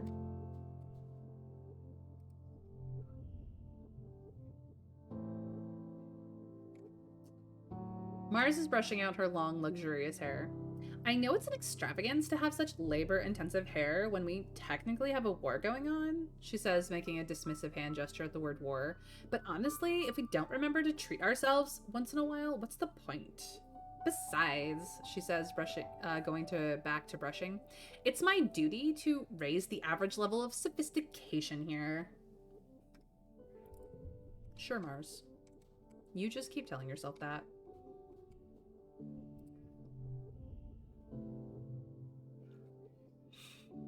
Nami is sitting in front of an array of hollow screens, all displaying different tutorials for various crafts and hobbies. I was thinking of learning something new, Nami says, poking their finger into their cheek. It's not enough that I already know how to draw and write and play video games. I could learn to knit, or sculpt, or make jewelry. I think about this for a second. I know we can just nanoprint stuff like that, but it's nice to make stuff with your hands, right?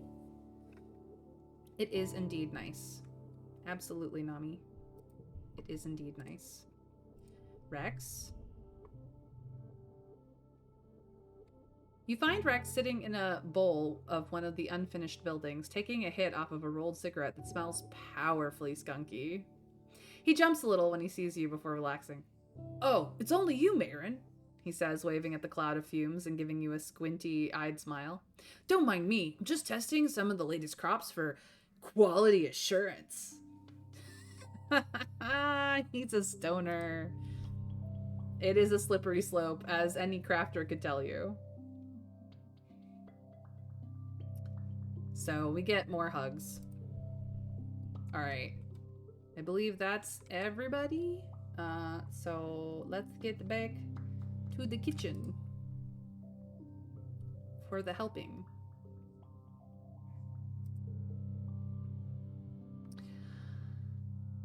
A lot of cooking in the colony kitchens involves simple grunt work, like programming the autocooks, refilling their trays, and rehydrating food blocks. After 20 years in space, though, everything comes out of them a little mushy. The things you make with your own two hands taste a lot better.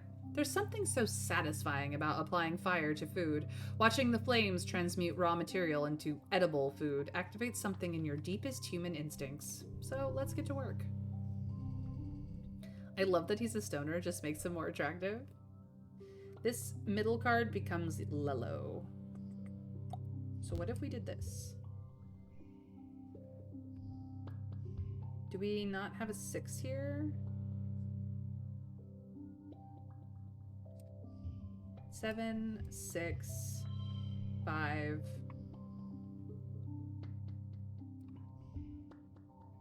5, 5. So we get a pair of 7s, a straight. We get 4 of a kind. We get 3 different flushes, and we just super gold this shit. Like, it was hard. Yeah, I win. Creativity boosted. We care more about the empathy, but we don't have anything that's empathy forward, unfortunately. We could be chasing like physical skills because of this, but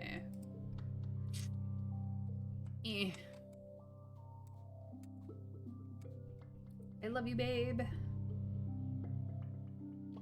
Tanja's clicking through a microscope, seemingly lost to the world. You clear your throat and her head snaps up, blinking owlishly at you. Oh, she exclaims, wiping her eyes with the clean arm of her lab coat. Hello, Mayron. It's good to see you around the lab. I find that I miss you when you're not here. Isn't that strange? It's not as though you're ever particularly far away. Oh, Tanj, my queen. I love you too. She's only just learning what love is. Let's be honest. Catch Annie around the side of the garrison, leaning against the wall with her eyes closed. You call her name and she jerks awake, her hand going to her rifle. Huh? What's going on? Are they here? Oh, Annie. You are suffering some PTSD, some post-traumatic stress disorder. I don't know why I talk to you, honestly. I just don't.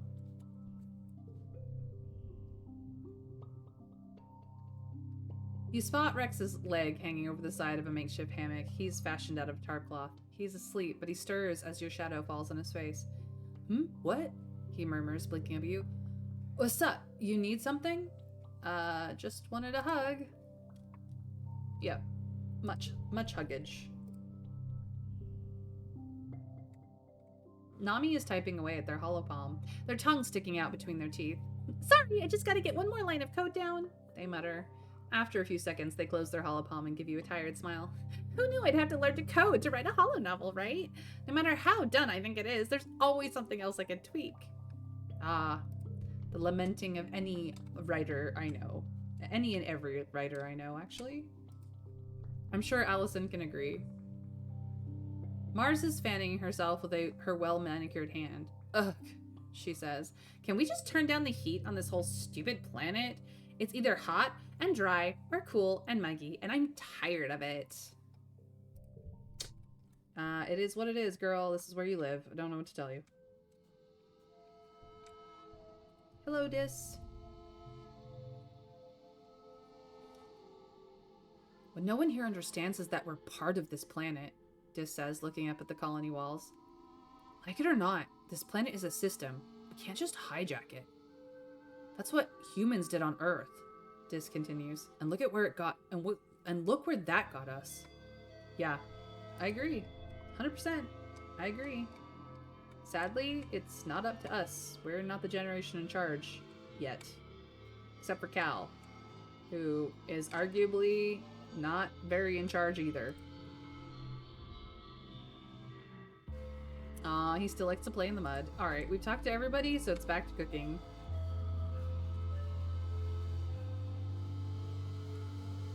Gosh, we're such a rock star. I love it. Big mood. Exactly. Allison would agree, but you don't mention me being a writer. Sad. But this is a bit I'm not offended in this light.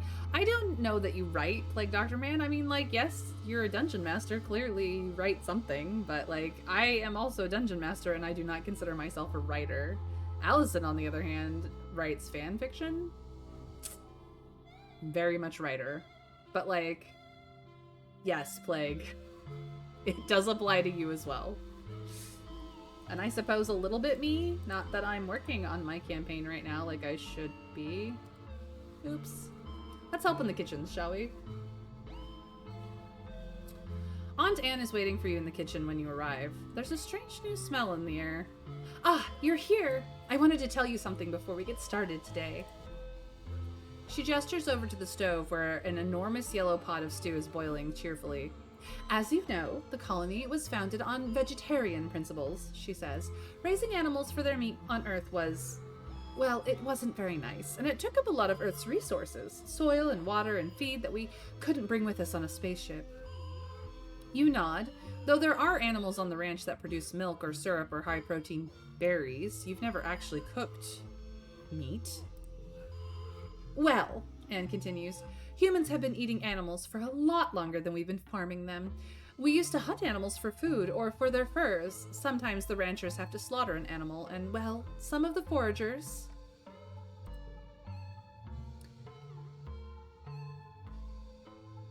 She smiles and wafts of steam from the pot towards her nose, inhaling deeply. Well, sometimes they bring back an animal they found out there, and it's time we start serving them in the canteen. Anne holds up her hands, warding off your concerns. I know you might find this idea uncomfortable. I want you to remember that this is no different than what would happen to them in the wild. Most animals are eaten by other animals. Meat is healthy and good for us, she adds, and we need to take advantage of every possible food source. That means, of course, we're not going to waste any part of the animal. Even the bones can be boiled to make stock. All of this is true. You write all the time, just for yourself? That's amazing, Plague. I highly recommend you continue. Hilariously, I rarely write out my campaigns. It just lives in my head.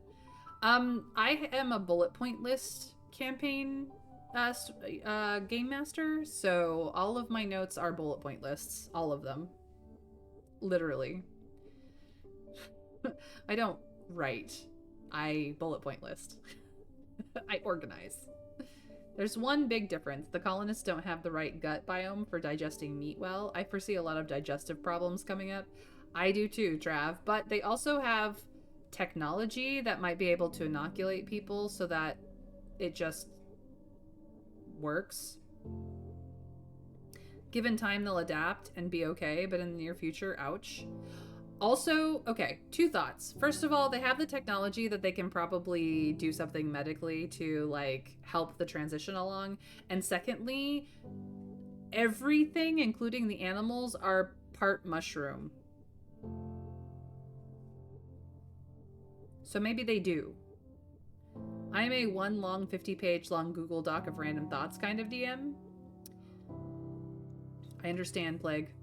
I understand, but take that and then bullet point list it, and that is me. That's the difference between me and you. Just make it every paragraph into a bullet point, and then you've got the difference between me and you. I wonder if there's just something they could add to the food. Yeah, I mean, there might be that they have, like, chemical infusions that help with the digestive process, or that they can inoculate against things, or I don't know. They've got medical tech that doesn't exist in our world. I'm just saying.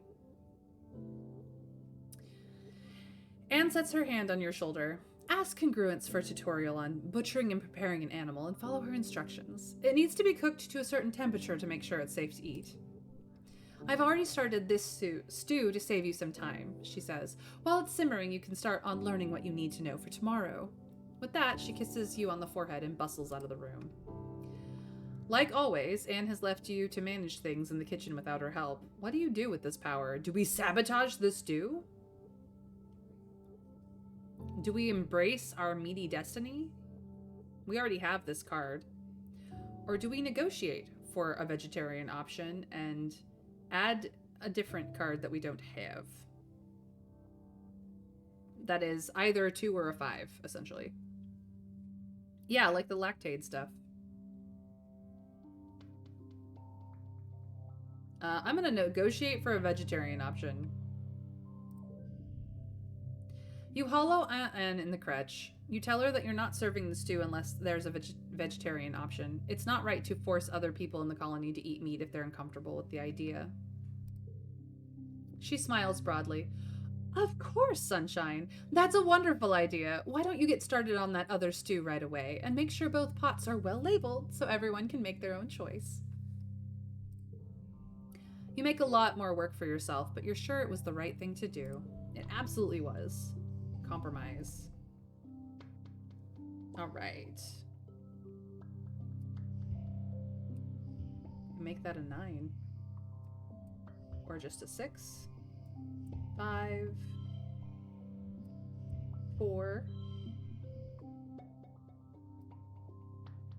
3. 2. We get a straight, 2 pairs, and 2 flushes. Can we do it better?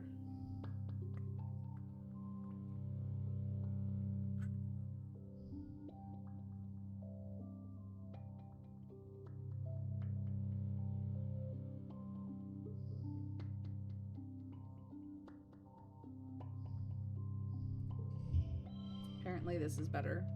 Still doesn't give me a super goal, though.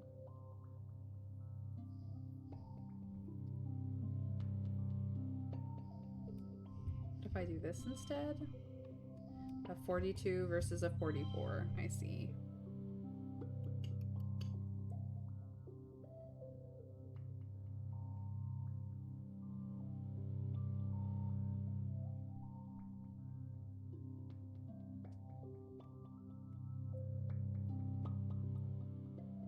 Well, a win is a win. I still get extra creativity for it.